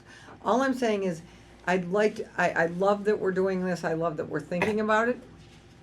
Half of the So- horses are out of the barn, but I just would, So, Wanna make- in concept, yes, you like the concept of it. I do. I mean, we're not narrowing it down tonight to the No. screws. Right. We'll continue to work on it. I don't wanna get too deep into the weeds tonight. I just wanna make sure that we can kinda give Mr. Hearn an idea that Conceptually. conceptually, we're either on board with it or not on board with it. You know, details can be, you know, down the road, because I do wanna give a couple of people a chance to speak Yeah, in okay. the I'm audience. shutting and- Joe? Just one thing on the, obviously, we're looking at the house and we see the beautiful grounds, and I'm just curious as to, how would we address parking to make it, not become a problem? Valet.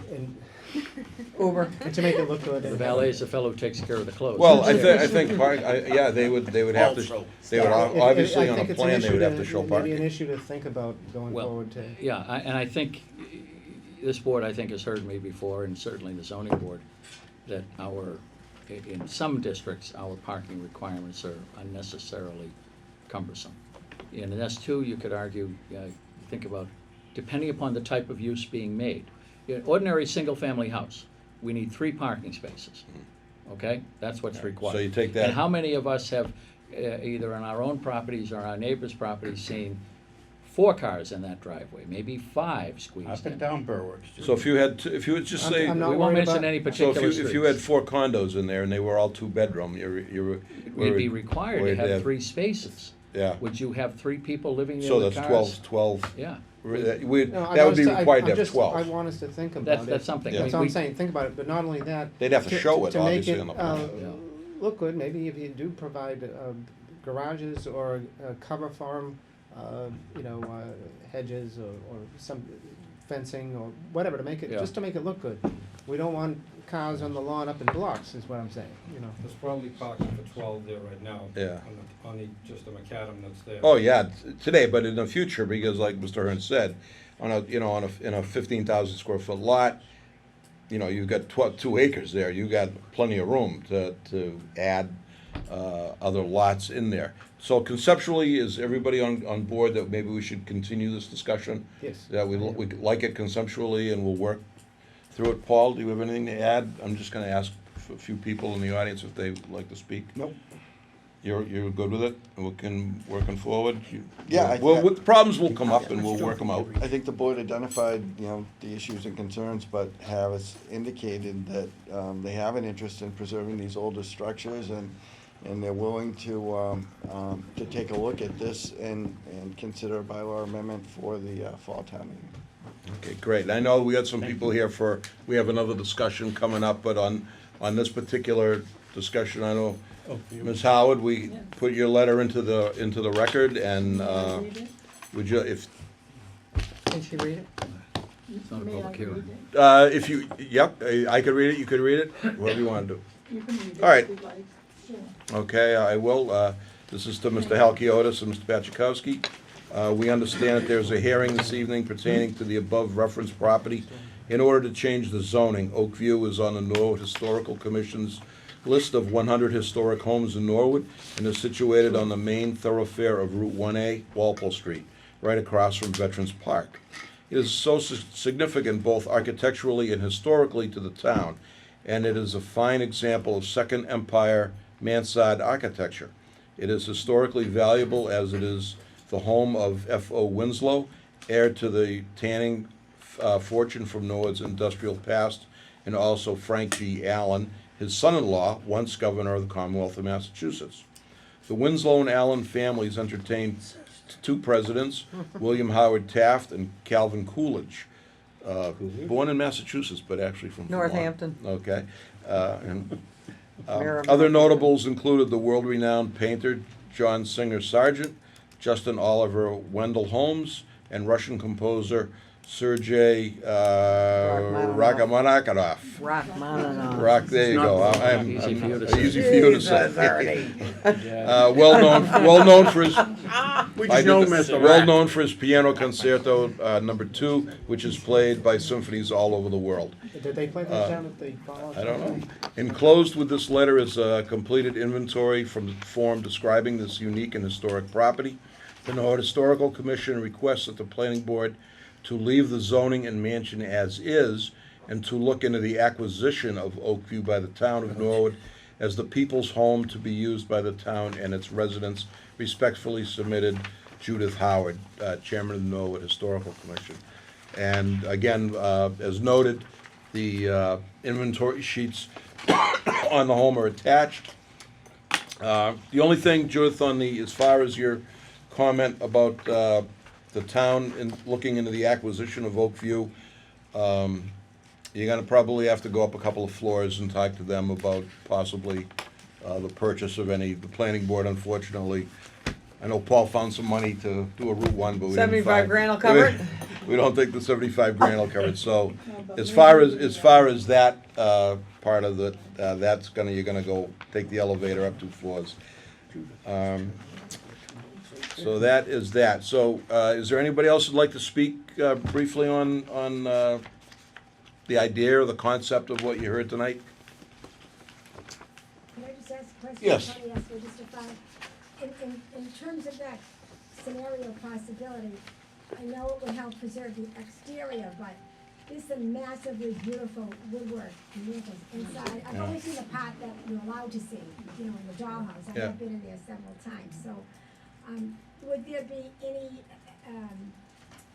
ability within the home or outside that would define the home as the former Governor Allen Mansion, or would there wouldn't be any? Well, I other- think on the interior, you really can't, if someone's gonna take the interior of that and say turn it into 4 condos, there's gonna be extensive work done inside with plumbing and electrical and removal. I mean, I think Mr. Hearn alluded to it earlier. The purpose of this is to maintain the drive-by, the curb appeal of the home. I don't think that we can tell, just like we can't tell you in your home that, we didn't like the color you painted your living room, but that's very beautiful, by the way, Tony. I love it. I can see from the drive. But the interior, I don't think Windows. it would be great. It would be great, and I think someone that would be interested in saying buy just for Oakview because they're here would maybe do everything they could to preserve what they could. Right. But I think the purpose of this is to really save the exterior, the curb appeal so people drive by and say, "There's the Governor Allen, mansion." I mean, look at the Forbes mansion up at Do we have to? Polaroid. Everybody drives by and say, "Oh, we want to save the mansion." Well, you go inside that, and it's Disgusting. it's corporate America, 1985. It's just so it's not what it was. Oakview can easily be split up to 4, keeping lots of the stuff. Yeah, and I think somebody who buys that would recognize that. Right, I think, Yeah. may I? Yes, Ms. Owens. I think that these old properties, as much as, you know, they're beautiful single-family homes, I think we don't have that product in Norwood. We got a lot of townhouses and, you know, but we don't have a product in an old mansion with, you're gonna get a piece of a fireplace, you're gonna get a ceiling medallion, you might get a piece of Yeah. a stairway. That's not a product we have here, and, you know, I think there's a market for that. So, as much as we'd like to leave it the way it is, Tony, ain't gonna happen. Well, it would be up to the architects, I mean, Right, it really and- would be. You know, you want them to be able to restore it And create value. and create, you know, they Yeah. have to make money. Anybody who's gonna buy that home is gonna look at that for that, is gonna try to save that. Mr. Hearn? I wonder, and I understand Mrs. Esco's comments, but, as Mr. McGurry said, you could, he's imagined, I'm sure, ways of cutting up in ways that preserve the interior architectural details. You can't dictate, though, Right. that in zoning. Yeah. But certainly you want to encourage people, and you encourage people in part by allowing them to maintain a structure that has value, and then you find a market, people who would like to buy into that thing. And I appreciate the old stuff in Yeah. these homes. To Ms. Howard's comments, I wonder if I might, and Judith, I don't want to put you on the spot any more than, you usually put me on the spot. If the town did not have, if there were not sufficient interest for the town to buy this property, say that's your plan A, and just, that's your first wish on it, would the historical commission have a position on the idea of what we're proposing? Because it's, you know, let's say if it can't be bought for public use, and I'm not sure what public use you could make of it, but let's say, you know, that's not gonna happen. What about the idea of, hey, here's a way to at least preserve some of these things that are part of our history? Is that something the commission might consider? And you may have to go back to your commission members and say, well, let's talk about this. We would, and probably with adjustments. All right, well, let's start up a discussion. Zoning then. bylaw with adjustments. Anybody else? All right, so, Paul, we good? Do you have anything you'd like to throw out there? No, I think that there's a good conversation tonight, and I think we have the foundation to go forward. We're taking a look at what Attorney Hearn's drafted, and we've got, you know, some time over the summer to meet again with them and discuss any proposed changes that the board might want to see, and be in a good position to bring something to town meeting in the fall, if that's what the board would like to do. Yeah, I mean, I think, yeah. Al? Mr. Chairman, how do we go about getting a handle or a close proximity of how many homes are we talking about? Is it 5? Is it 10? Is the other, you know, the thing that read earlier was 100. The historical commission says they have 100 identified. Oh, they have 100 homes identified as historic, but I think on this would be a discussion, I think, at one of our meetings, We have a that we sense would of talk about. I think that going back 10 years, with Steve Costello, we had identified 5 at the time that had the room, that had the historic value, and I believe it was Oakview, I believe it was Laney K, I think it was Dr. O'Day's house, Siegel's house. What's on Bond Chickering, Yeah. the Dr., Yeah. I call it Dr. Yeah. O'Day's house. The Forbes Mansion, Ernie Box house. What's on- We what's have Siegel's 7. house? We have 7. Bond That and fit, Beach. that fit the criteria in terms of age and square footage of the structure. We have 7 on our list. So we And would you've look at that, identified most of them. we'd look at those, and, you know, I think we identify the ahead of time. You know, we have a Would you share criteria. that with us now? Yeah, I mean, this is public record. And and- Mr. Viano went to Tim McDonough, the assessor, asked him if he could do some kind of analysis, and I think that's what Attorney Hearn's Right. referring to. We can go to the assessor and ask him to run a report and give us a list of every single-family home built prior to 1930, and he can run a report, and it's not that complicated. You can filter it in terms of, you know, what size.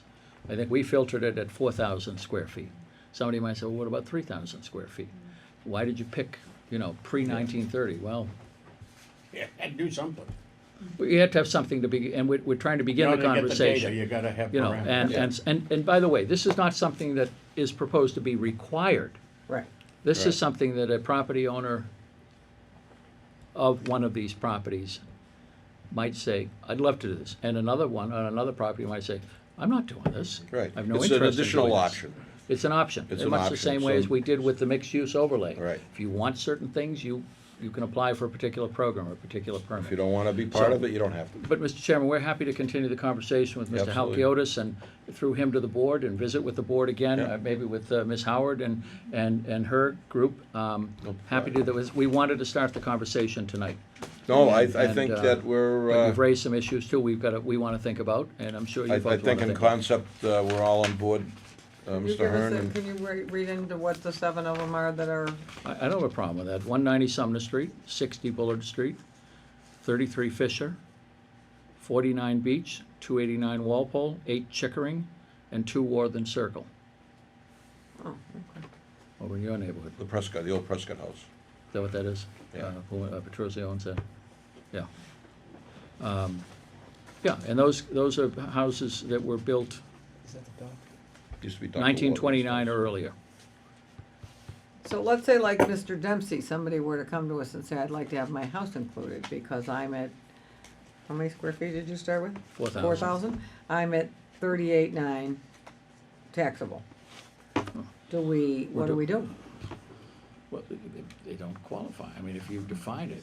All right. I don't know. That's an interesting point, but does it satisfy the other criteria in terms of age? I think, Yeah, I don't think know. we can pretty much, okay. I All right, mean, it's just questions. we that- can get to that, but I think everybody pretty much knows, a small town, I think we kinda know what houses we're talking about here. There's not a lot of these houses left that would qualify for this kind of there's gotta be other, again, they have to have the room for parking, they have to, I mean, there's other things.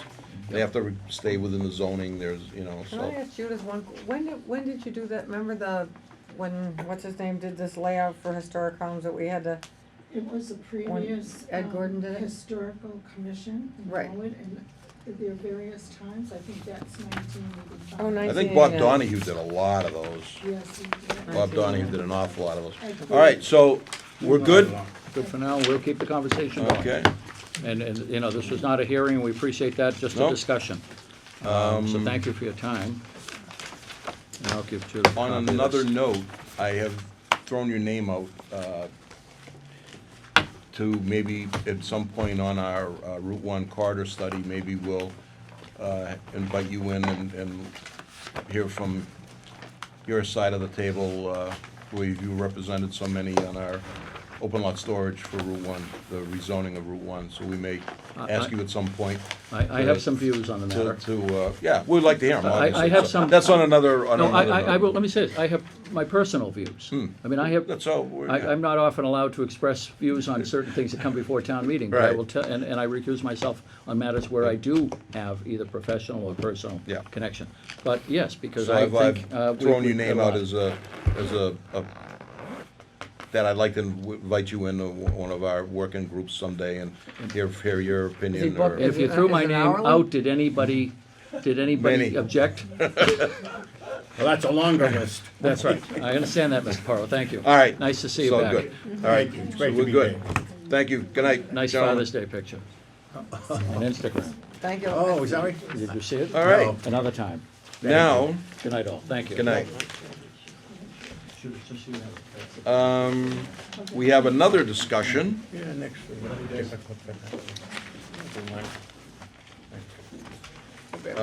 We have 20 years ago. Steve and Tony Esco are here. Again, we're gonna have another informal discussion about some concerns they have of the tannery, and some ideas they have of what they would like to see happen down there, or possible zoning changes, or we had sent a couple of letters which we put in. Step up, come on up, whoever you guys wanna, and we're gonna let you kind of lead this discussion Okay, thank you. on what your plans are, or what you're looking for from this board or other boards. Well, first, thank you very, very much for your time tonight. I really appreciate it. My name is Tony Esco. My husband Steve and I are District 5 town meeting members, and we reside at 14 Endicott Street for 37 years. Endicott Street is a complicated street when it comes to zoning, and over the years, we have advocated for the neighborhood on a variety of issues. A few years ago, we asked the Board of Selectmen for a Norwood Commerce Center Review Committee to mainly cover a lot of public safety and environmental concerns at the time. It proved very valuable, but did not have the authority for any permanent solutions for this complex property. It is from a place of caring and a desire to foster a healthier and safer environment for our neighborhood that we come to you this evening. I would like to note and thank that another one of the neighborhood representatives that was on that review committee are here tonight. Marjorie Chabati and her husband Donald, and Tom Maloney, Selectman Tom Maloney, was the chairperson of our committee appointed by the Board of Selectmen when the committee was approved.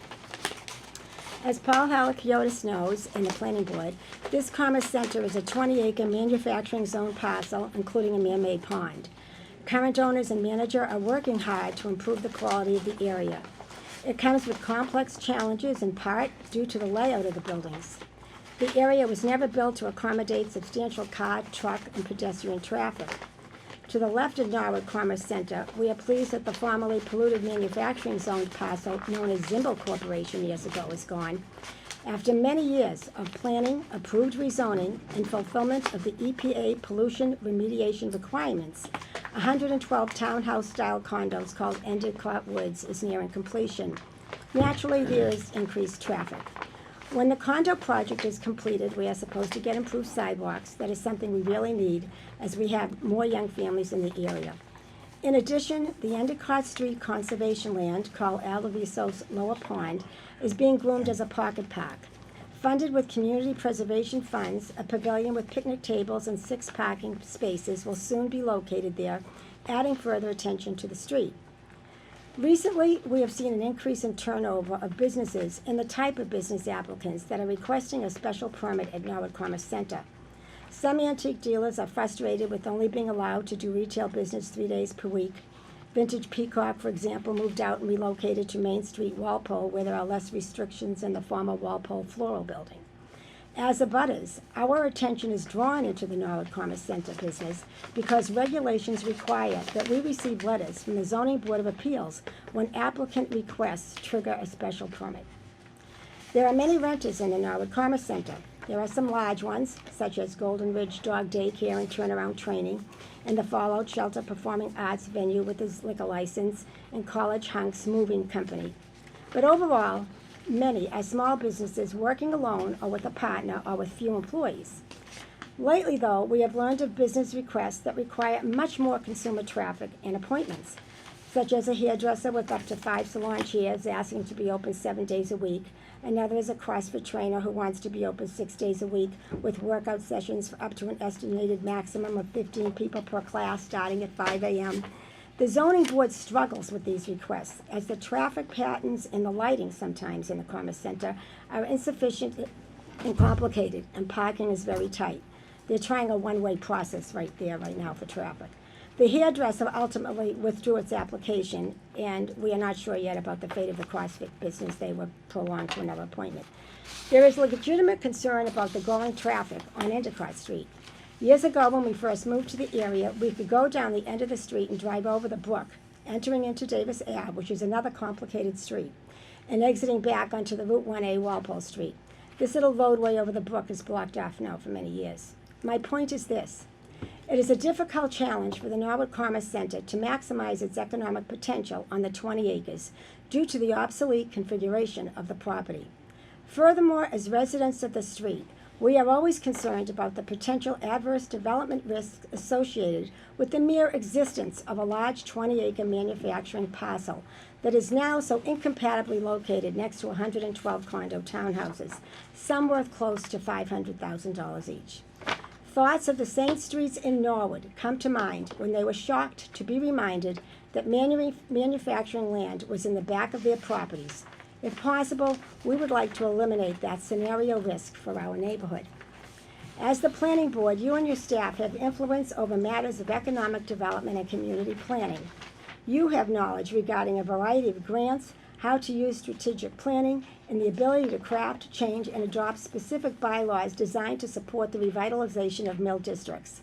The state encourages such reinvigoration of mills for 21st century uses. While mill districts often have commonalities, they also have a unique nature based upon their location and type of pollution. We perceive the situation at Norwood Commerce Center to be a continual, growing future concern in regard to its outdated zoning, poor traffic patterns, and diminished attention for the brook that flows through it. Numerous towns across the state and nation have successfully accomplished outstanding redevelopments of obsolete mill properties. Norwood Commerce Center owners receive tax abatements because the parcel is designated obsolete and underutilized, so Norwood's pocketbook is not reaping maximum benefit from this property either. We know Endicott Street is not Route 1 or Norwood Center or the Vanderbilt or University Ave areas, but we are a part of this town of Norwood. And at one time, over 100 years ago, the historic Winsmith Tannery area was a major part of Norwood's industrial economic engine. On behalf of the neighbors of Endicott Street and surrounding area, we feel it is imperative that the town take on a planning study of the Norwood Commerce Center, including the pond, the brook, and probably looking at the manufacturing end of Davis Ave as well. We ask you to take on this study with the business owners and any other necessary stakeholders to set up meaningful discussions that result in long-term corrective solutions that will mitigate traffic, improve the quality of the neighborhood, and move this economic engine forward to meet the planning, building code, and environmental standards of the 21st century. We need to get this done, and you have the ability and the resources to meet this challenge. Thank you so much for your attention and consideration of this request. And as an addendum to that, I made extra sets. Paul Halakiotis, who was very instrumental on that committee, had given out this information on the parcel. This was done 2 years, 4 months ago, which talks about all the compromising issues that we deal with. And that it is a difficult situation, but it is not impossible to resolve without proactive action. It can, I believe there is a better solution than what is down there now for the neighborhood. And it's just gonna get more and more unwieldy down there, and I don't see any positive resolution unless the town takes overt action to assist the area. The townhouses, the 112 townhouses, the town really had a very laid-back approach to that property, and we complained for years and years and years about Zimbel Corporation. It's on the record. I had, Paul Halakiotis knows, I had police reports and fire reports and everything about Zimbel Corporation too.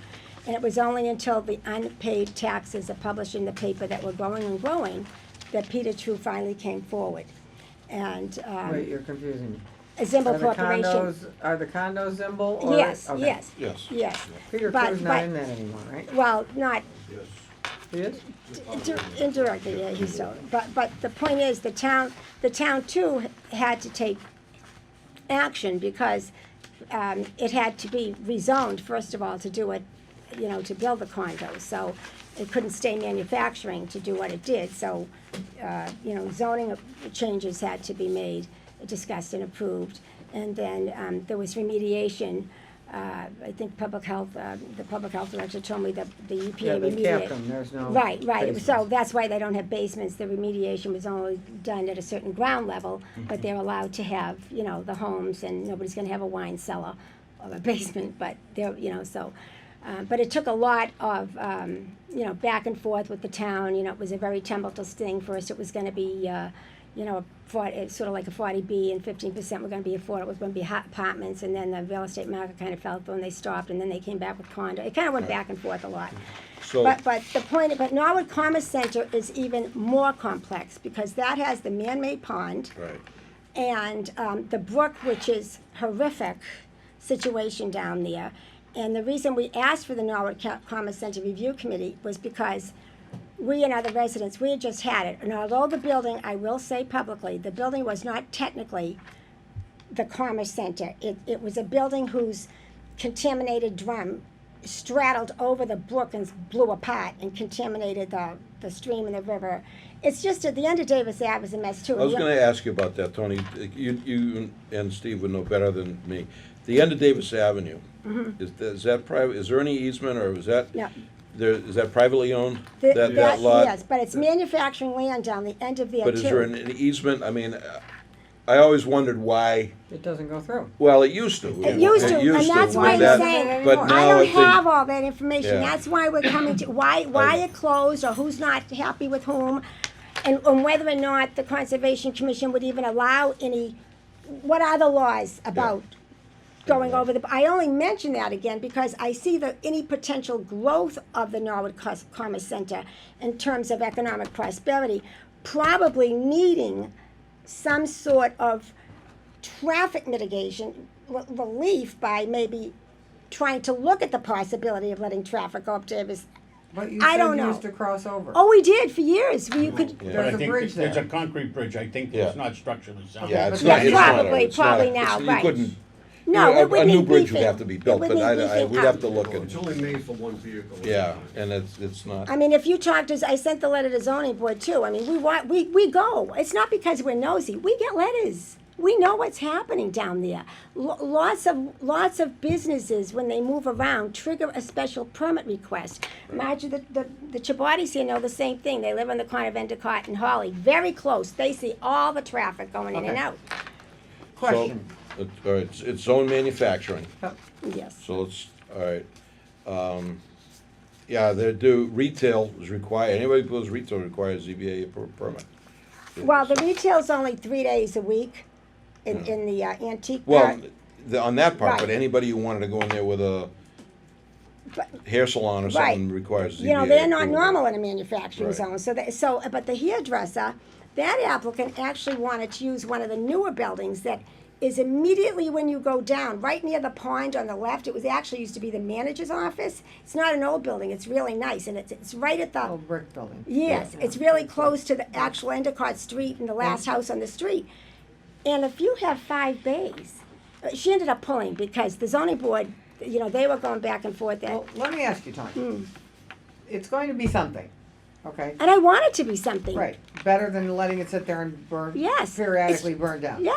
If you had a magic wand and you could fix this, because it's gonna be, I mean, you got 112 units there at Right. 3 car trips a day times 2 cars. Yeah, I'll do that for me, eh? Yeah, we're handling that, and if they're cars, and once they know the neighborhood, you can come out of there and also take a right up on Holly Drive. Most of the trucks don't do that, but the residential, once you're living there, you know that you, You can? yes, you can Off go the down. back end? No, when you go down Endicott, before you enter the Commerce Center, you Yeah. can take a left Yeah. on Holly Drive and Yeah. then go up Woodbine, that brings you up to Oh, 1A. okay. So- In fact, lots of neighbors do that. 'cause Okay, so you've got a magic wand. You've got to make some money in the Commerce Center. How would you fix this? Well, to improve the traffic flows in there, No, to make the neighbors happy. I don't, Oh, I okay. respectfully disagree with the Okay. traffic flow. You know, we got arrows on the street. I was down there Yeah, for the right, Fallout okay. shelter the other night. I was down there. You know, it is what it is. You're not gonna move those buildings. There's no more room to put streets, and buyer beware, okay? right. Well, there's plenty of parking. You just gotta, there's not, anyway. How would you fix it so businesses, so you could be favorable to businesses and the neighbors would be happy with it? Would you leave it at 3 days? What the antique shops? Yeah, well, Well, they're not gonna grow, they're not gonna survive if you stay at 3 days. no, and that's the problem, and it's Right. also a matter of fairness, where other businesses, you know, can be 6 days. I understand what all the So, problems are. right. How would you fix it, or Well, would you fix it? you know, I'm not the planning board or No, the I'm planning saying director. hypothetically, you got a magic wand, give us some ideas. I think the Norwood Commerce Center area, in order, I don't think there's enough parking in the building part. There's parking on the left where the Fallout shelter is. They've got some crushed stone, you know, that side. But the actual mill part on the right, where all those buildings are tight together, the lighting is still compromising, the traffic pattern. There are no real sidewalks within the structure for But safe that pedestrians. doesn't bother the neighborhood, that there's no Those are all problems. sidewalks. She's asking you what you would like to see in the future. If you Right. want to figure out how, you know, if you want to study something, you have to understand, convey what the end product would be. So we could change the zoning to achieve certain things, but she's asking you Okay. what things you would like to see achieved. Well, the first thing that I would like to see, and I think neighbors would like to see, is that the manufacturing zone to residential abutters is a risk, because the potential for a large venue to move in there, the property, the owners could sell it and one huge manufacturer come in. I'm not being facetious, No, it's that's- 20 acres. it's- it's allowed. You could, yes, you can have flammable, volatile, so, Right, so so like- suppose it was, I don't care, even if you rezoned the whole thing office and business or whatever, businesses would still trip a special permit, but they wouldn't be manufacturing. So, You don't have any manufacturing down there. no, There's but. lots of manufacturing down there, they're just small. Yeah. There used to be granite fabricators, right now we have a lot of, There used to be a lot of small little. Right, but they're, It's a what are they machine shop. manufacturing? machine, yeah, that, Cheap but brand. the That's not manufacturing though, is it? but the point is, the risk of a 20-acre manufacturing site is real. I get that, but if you don't do something and change this, they can do manufacturing by right, and then you're going to have whatever. So what would you do? I think she's saying maybe look at the zoning, if I don't wanna speak for you, Tony. No, Look the at zo- zoning's the look- first thing. Look at the zoning and say, is it zoned correctly for today's world? Okay, so we I change. don't wanna speak on your No, behalf, but You'd that. wanna change the zoning to? Question? Well, Well, I think that's Even why if it- she's here, is to get our guidance on, whether it could be, whether you What- say mixed use or whether you just say it's business, but not manufacturing. I don't care if it's office and business, things would still, everybody that's down there would be grandfathered, but it wouldn't be manufacturing anymore. And, you would still trigger a special permit, but it won't be The hairdresser- manufacturing. The hairdresser isn't manufacturing. If we change the zoning to, LM. right, or we change it to, so that, what do we have to change it to? So there could be a hairdresser and a General gym. business. General What? business. General business. Because that's the only thing that is, Then general, as long as you get rid of the manufacturing, but you're still Piece. gonna have the car issue going down your street. oh, we have it already. Okay, so you're, More traffic control. Cars are speeding up and down the street. And you how have do you, motorcycles down there Well, that Yeah, use how the do you- neighborhood. that would be, unfortunately, Yeah. I mean, that would be a enforcement through the police department, through Yeah, when signage. we You know- first started out, Yeah. they had a patrol car down there to check speeders. I mean, that would be, unfortunately, the planning board can't. yeah, I want one of those on Beach Street. Basically, the foremost risk is the manufacturing zone. I kind of understand where you're coming from, Tony. I think that you're asking, let's look at the zoning, let's see if manufacturing is where it should be by today's world. Right. I understand what you're saying. It's 20 acres, somebody could come and by right, could put some kind of factory in there, by right today. Do you remember how And- shocked you were when another cement company, you thought they couldn't, but they did, and they opened? Right, but that. I know we what can't I'm have cement. confused is it's not going to fix the problem that you've got right now. Right now, they could fill those buildings with all kinds of little, small Yes, businesses. they can. Yes. If they could get a 7-day permit. You don't want that. The first thing I don't want is manufacturing zone. We're talking two different things. I'm talking a lot of things, but the first one's manufacturing zone would be the Okay, most so important. we change it to general business and they get a 7-day a week so they can actually do business. The lady behind me shaking her head. They So are, do you but want they already do manufacturing? 7 days. Wait a minute, let's go through the Sorry, chair here. sorry. What's this discussion Thank you, here, Mr. not, Chairman. yeah, this is a discussion, not a Thank you. free-for-all, so Okay. we'll recognize everyone to speak, believe me. Okay.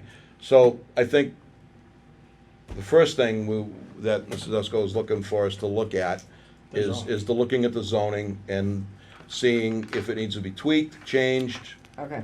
Because you see, years ago, that was a manufacturing zone Right. abutting another manufacturing zone, which was Zimble. But now that's not manufacturing, it's residential. And that's why you have to see, besides retaining wall, we have this god-awful wall, looks like a prison. But it's required to have a green buffer between a residential zone and a manufacturing zone. Correct. But there was no way to really do that. So they built that big wall, and eventually when the development's done, I think they're supposed to plant some trees on top of it or something. I don't know, something. But the point is, now the manufacturing zone of Norwood Commerce is even less compatible than it was before. You have homes worth $500,000, I can't believe it myself. You see the But- paper, 1st of June, there were 2 units there, one of 505 and one of Yes, 500. yes, but I'll tell you, because I've started to meet the people down there. Absolutely no idea that they're living there, despite the fact that there's a mill there and antique shops. Most people only see the front, which is improving. You know, the antique dealers, people don't have necessarily a reason to walk in the back. You know what I'm saying? Right. It's the antique So- dealers. They don't even realize Okay. that So they have a 20 zoning is one thing That would be first. that we can look at. You know? As far as permitting, 3-day-a-week permits or No, 7-day, that's not that you. is nothing to do with us. I'm totally aware of Um, that. We know we deal with 7-day-a-week stuff already. As and- far as traffic, It- that's gonna it- be an enforcement through the police department I as far as understand. signage or Mhm. that. And with this um, pavilion now, with the, the I thought pocket you park. wanted that. I think. No, it's gonna be gonna lovely. be nice. It'll be lovely, I'm sure I we'll got, make, I got my picnic basket. I got You all ready to go. but we'll keep an eye on it.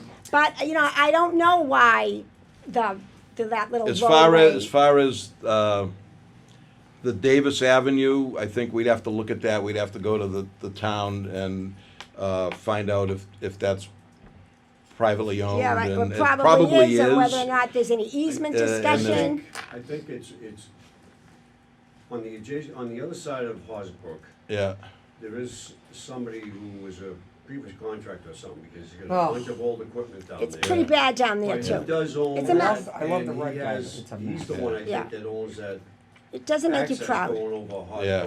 So, I mean, if it's private property, And then we can't they're put a both road in. private properties. You've Yeah. got the But I don't know if Commerce there's Center, an easement there. That, we'd have to look into that. And they control that as to when they open up the gate there for use for whatever reason.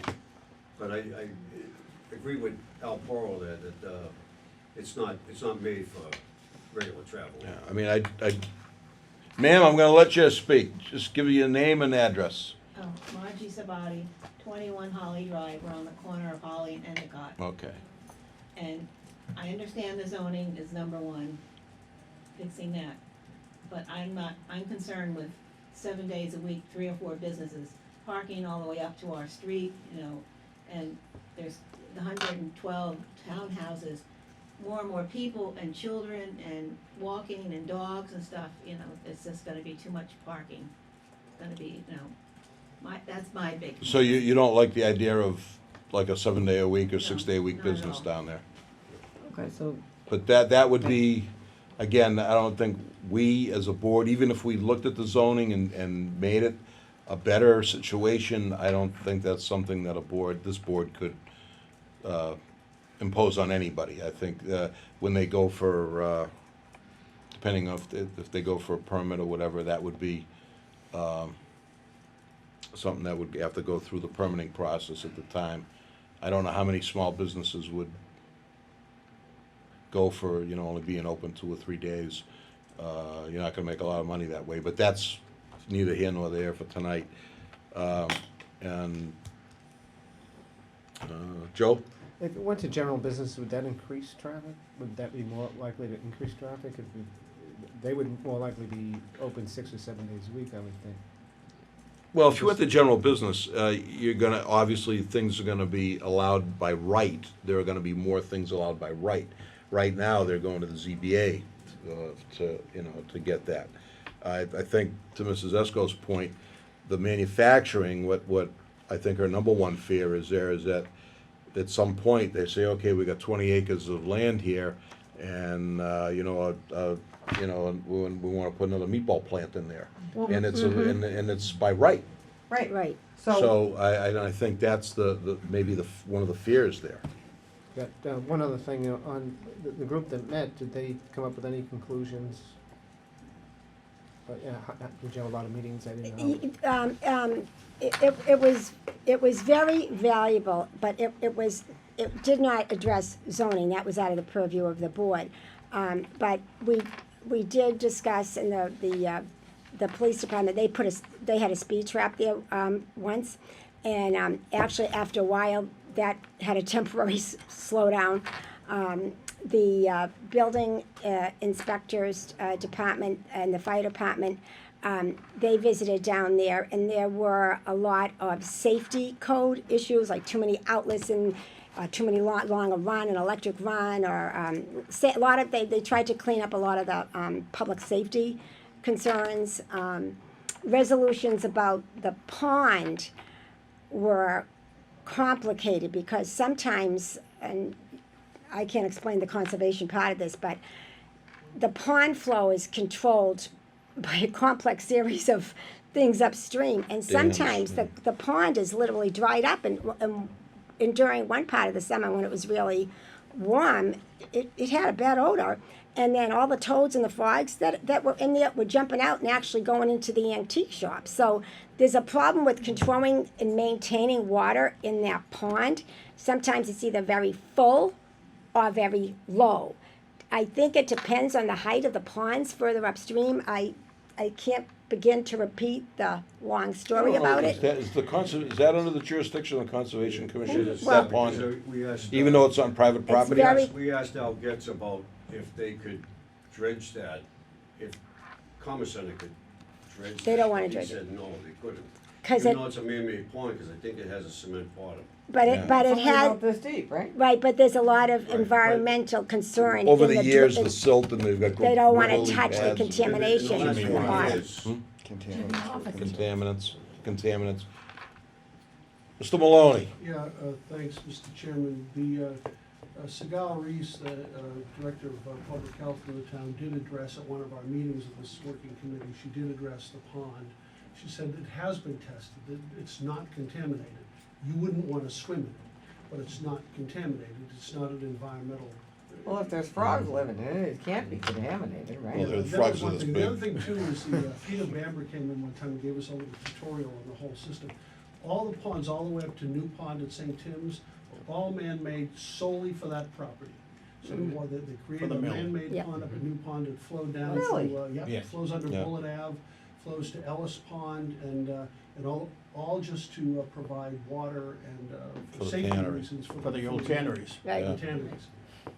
So, and there is a sort of a gate system that allows water in and out. It hasn't been accessed in a long time. So that would be an issue we'd have to take up with the conservation to see To if. try to keep it filled, to because when keep it some goes water low, it in there. gets smelly Oh, and yeah, I not would nice. imagine. The other thing too, though, Mr. Chairman, the biggest thing I think that came out of that working committee, and a couple of members, as you know, are here, is communications were open, or lines of communication were established with the owners and management of the facility.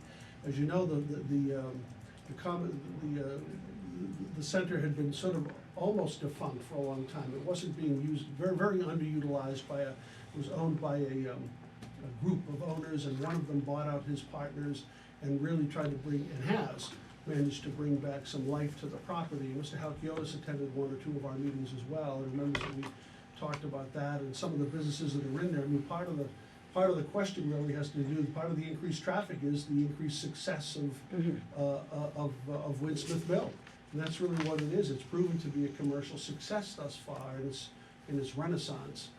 So, but that was one of the big things that came out of that working committee, was a steady conversation with Cheryl Elliott and the management of Winsmith Mill. And I think, to your point, from that has grown now this hidden, I won't call it jewel because. Well, kind of. But a hidden, In the rough. yeah, hidden in the rough, inexpensive rents. There used to be Essex Umbrella down there and sign companies, small little businesses. And, Right. and I think doing the Right. success of Win Smith, that other businesses are discovering this area. Yes. And so, Paul, so But we've like talked it, about, I know Paul's had many discussions with you, but So looking at zoning is something we can do. I mean, we can't obviously make any determinations, but we can certainly look at it and The town's got a lot of manufacturing zone land, and in comparison to most other communities, I think we have a much higher percentage of manufacturing zone to residential or other commercial. And this is one of the relics left behind with so much manufacturing zone land. I don't think we need to worry that company XYZ is gonna buy the whole place and open up a manufacturing operation. I leave nothing to Or, chance on that or, one. or tear it all down and build a manufacturing plant. Because of the location, it's not near any highways, it's not near any train, rail access.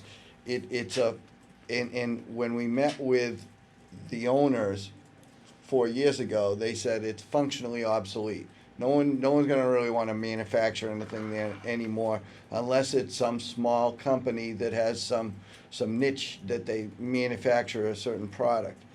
As you know, and a lot of people don't like this, but what the real estate market continues to really demand is more housing.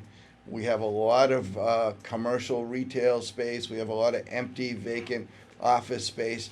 But the thing that in the Boston metropolitan area continues to be the highest demand, highest and best uses for residential properties, and this was part of what drove the mixed-use bylaw amendment that was approved at town meeting.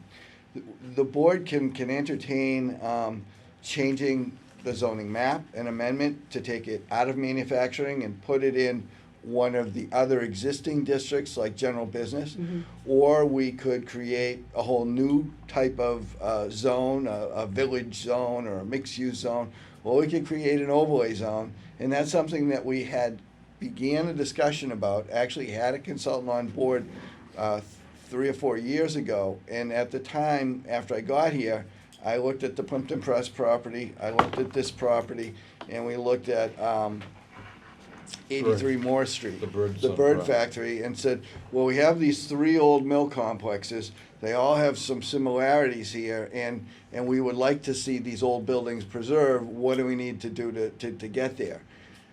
We started working on a bylaw amendment. I was working with Ted Brovitz, the same consultant that did the mixed-use overlay district with us. And we kind of ran out of time with the deadline of town meeting. After that, a company came into town and bought 83 Moore Street and said, hey, we love this old mill concept, and we're gonna invest money into it and rehabilitate it and attract some new different businesses, and that kind of solved that problem. The Plimpton Press site was purchased by Avalon, and as you know, they're building housing there, multifamily, and this is the last one. That of those 3 big old mill complexes. We're special. that really nothing has happened yet, other than the fact that it's become more prosperous. And it's become, it is like an incubator because the rents are low, but it shares all these issues that you explained, and that includes a brand new housing development, existing residential on that street, with all of that traffic coming and going and causing some issues. So we can look at changing the zoning map and changing it to a different district. We could also look at the uses that are allowed in the district and tweak that, and that's what we were looking at 83 Moore Street. Well, what kind of uses, would we want to allow to facilitate the redevelopment of an old mill And that's complex? the type of analysis you're good at. And that was another approach that we were looking at. But this is unique, and it's a difficult kind of situation to try to manage. But we Fortunately, can it's take a one look way, at it. it's one way in, one way out. Well, Yeah, that's which is why the I other- asked about Davis. Davis, yeah. Well, like I say, if you live there, as the condo owners know now, and of course we know, we can go up Holly Drive. I actually prefer car traffic than all the trucks that come up. Horrific amount of traffic, car chunks up and down. Remarkable Cleanouts has tons of trucks. The canine trucks, all the big trucks with the dogs. I mean, we have construction because that's not done yet. I know that's temporary. But we have roofers. But, you know, anybody there's not as much manufacturing. We used to have the granite fabricators, they're gone. This would actually be a good time to remove manufacturing. Anybody that's there would still be grandfathered, but it reduced the obnoxious risk of storage of volatile flammable liquids, use of more chemicals. That's a real risk, I feel. We feel. Unfortunately, I agree with you on all your points. The part that we probably don't have any control on, as you had mentioned earlier about it was a factory. I understand. No. I mean, so sidewalks and things that, you know, we would all take for granted today Right. in a real planning world. Right. Sidewalks and nice streets, and Right. they're non-existent there. You're going down Yes. those little. And that's why You're- the zoning board is having such difficulty with some of the special permit Right, I requests. The dialogue has been, And I mean, that's not Very gonna diff- change unless they knock the building down and. well, you know, I mean, I've been trying to do my homework. The traffic, this is what the neighbors are concerned with. You can give sidewalks and big fancy lights, but that's gonna bring more traffic. And the expectation that we would want to, that we would want to allow for more commerce to take place there by changing the zoning to like general business, businesses cannot survive on 3 days a week. And so if we were gonna make a change to the zoning, the businesses that would want to locate there are gonna need to be able to open at least 5 or 6 days a week. And this is part of this balancing Right, act that's right. created this situation. But for retail, it's only those few antique dealers there in the Winsmith building. They're the only ones with the 3-day. Everybody else is already open 7 days down there. The lights are on. But it's We just a- already deal with that. Yeah, Steve. Can I just wanna add, cause if the zoning gets changed, I don't wanna change it as something that's a service business as a hairdresser. You got people coming and going all Multiple day long. times. So, that, I'm not in favor of. You're right about the property, it's landlocked down there. There's only one way in, one way out. I have no problem with, there's been a sign company that's been down there, if I think the whole. Forever. time. For the 40 years, almost 40 years that we've been living there. They don't generate I- color. And there's another metal plating company that's been down there. Used to as be well. Essex Umbrella, I don't know if they're still down Yeah, there. Essex, yeah. his brother, They're gone. he's gone. Okay. But, you know, so the shops that continue, they have their business, or there's a roofing company down there, Yeah. they go out in the morning, they do their job, they come back in the afternoon. Same with college hunks. They go out in the morning, they come back at night. I don't have a problem with that. You know, office It's just a matter of business, the you show up. service industry shouldn't be down there. Someone's gonna be open up 7 days a week. I'm not in favor of that. I don't Yeah, think so the if you neighbors- go to general business though, you invite that. That's what you gotta be careful of. Right. Because, and that's, So I think what we gotta do, Steve, is look at all the zones, look at, you want the best fit. you want the best fit. I mean, obviously, we're not gonna decide Sometimes- tonight. No, We'll have no. discuss, we'll probably have many conversations on Discussion this to come, down the road, and we'll look at it, but I mean, I can at least say, you know, I don't know if, Al, if you got anything you'd like to, Yeah, I'd like to add just a couple of things. Sure. And one of which is the businesses down there. We're not gonna be able to control them because there's too many to pick from. But to this gentleman's concern on the traffic flow, I think one of the things we may wanna do as part of the study here is look at the entrance from the street. I know we have that manufacturing company on the left that's very successful because they put the additions on, they come down the road a little bit. We throttle that roadway down as it comes into the entrance, and that slows down the traffic. We can put a little bit of a bump like we proposed to do in some of the intersections, so when they're exiting the park, okay, they can't take that right up Holly Street. It cuts some of that traffic out of there. Granted, they're coming up to your house, Tony, but, you know, it's We're careful, taken- you know. Yeah, it Well, takes a totally little out of, I think actually, excuse me, just to add, I'm sorry for, no problem. if all the traffic came up Endicott Street, it'd be worse off. To have the people go up your street and go up Woodbine or any of the Laurel's, other Laurel Laurel up Road or any of those there. other roads up there, actually disperses the amount of traffic that goes up Endicott Street.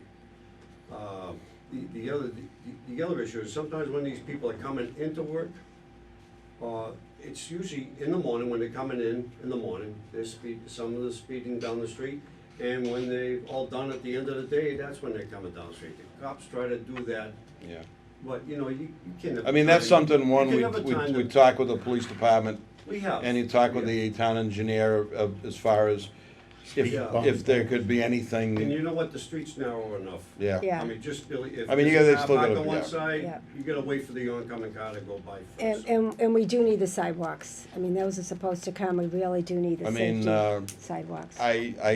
Like I said, Tony, we can't make any promises to Oh, I you know. tonight, but I think that, you know, the least we can do for you guys is look at it, look at the zoning. I mean, we're the and- last mill, like and, Paul Halakiotis said, we're the Yeah, last I of the mean, Mohicans. it is kind of an anomaly down there, and now it's becoming a product of its own, you know. Right.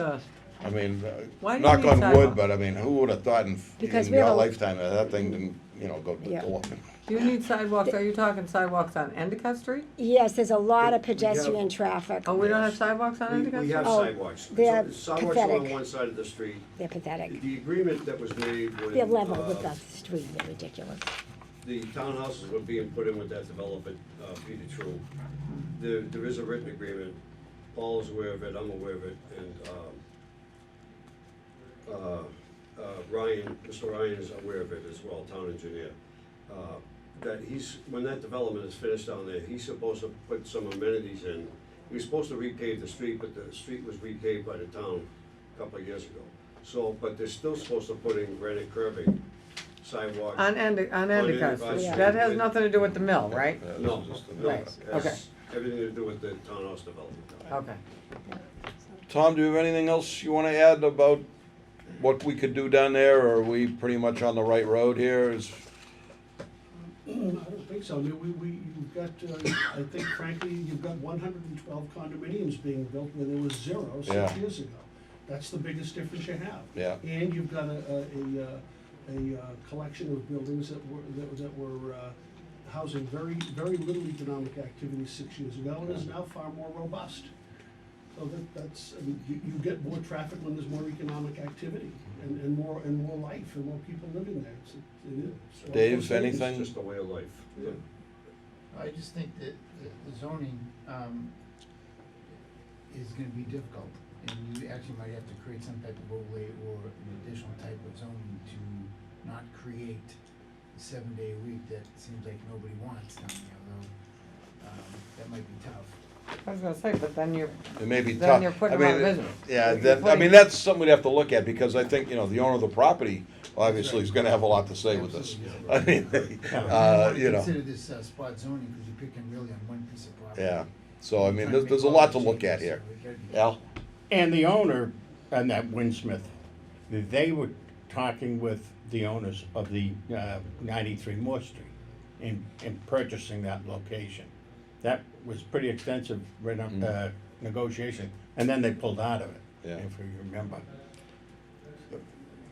So, I don't know, maybe after analysis and taking a look at, you know, how that, as manufacturing our business, and then multiple stories, that might explode way too much for Endicott Street.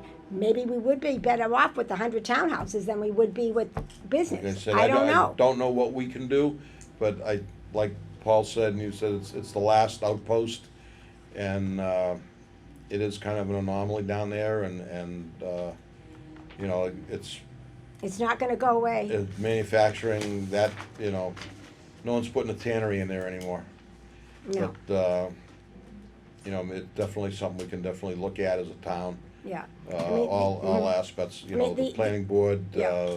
we'd obviously have to get the parties involved, you know, engineering would have to look at traffic no, flow it's down huge. there, all of that, I Right. mean, it's, but. It is, it But I is. thank you for, you know, like, I think a lot of people have known there's an issue down there, but Well, thanks for, like I it's say, good to have a open discussion about it, and we can, Yeah. you know, if we don't look at it, you know, shame on us at this point. Well, that's how I kind of felt about, South Norwood, when the people on the 8th Streets got all in a dither. I go, well, didn't you know that land was manufacturing? They just saw trees and they thought, well, I know we have manufacturing and I know it can be a risk, and I don't presume that someone couldn't buy the whole lot and do something different with it that might be worse, so. Well, anybody else have anything to say on this, open discussion on this? If not, then, thank I really you. appreciate your time very much. Thank you. No. Appreciate, thank you very much. We have gone over other business. Paul, is there anything else that you'd like to discuss? I'm all set, sir. You're all set. Be all set on Okay, we went over, on the parking, is that something to take up later? It's On what? Monday. We got a letter from the town council on parking storage. Oh, we haven't talked. we already talked about that, yeah. Yeah. That, where else are we, if Mr. there's, Chairman, I'd like to make a motion that we close this evening's meeting. Second. all those in favor, say aye. Aye. Opposed? Unanimous.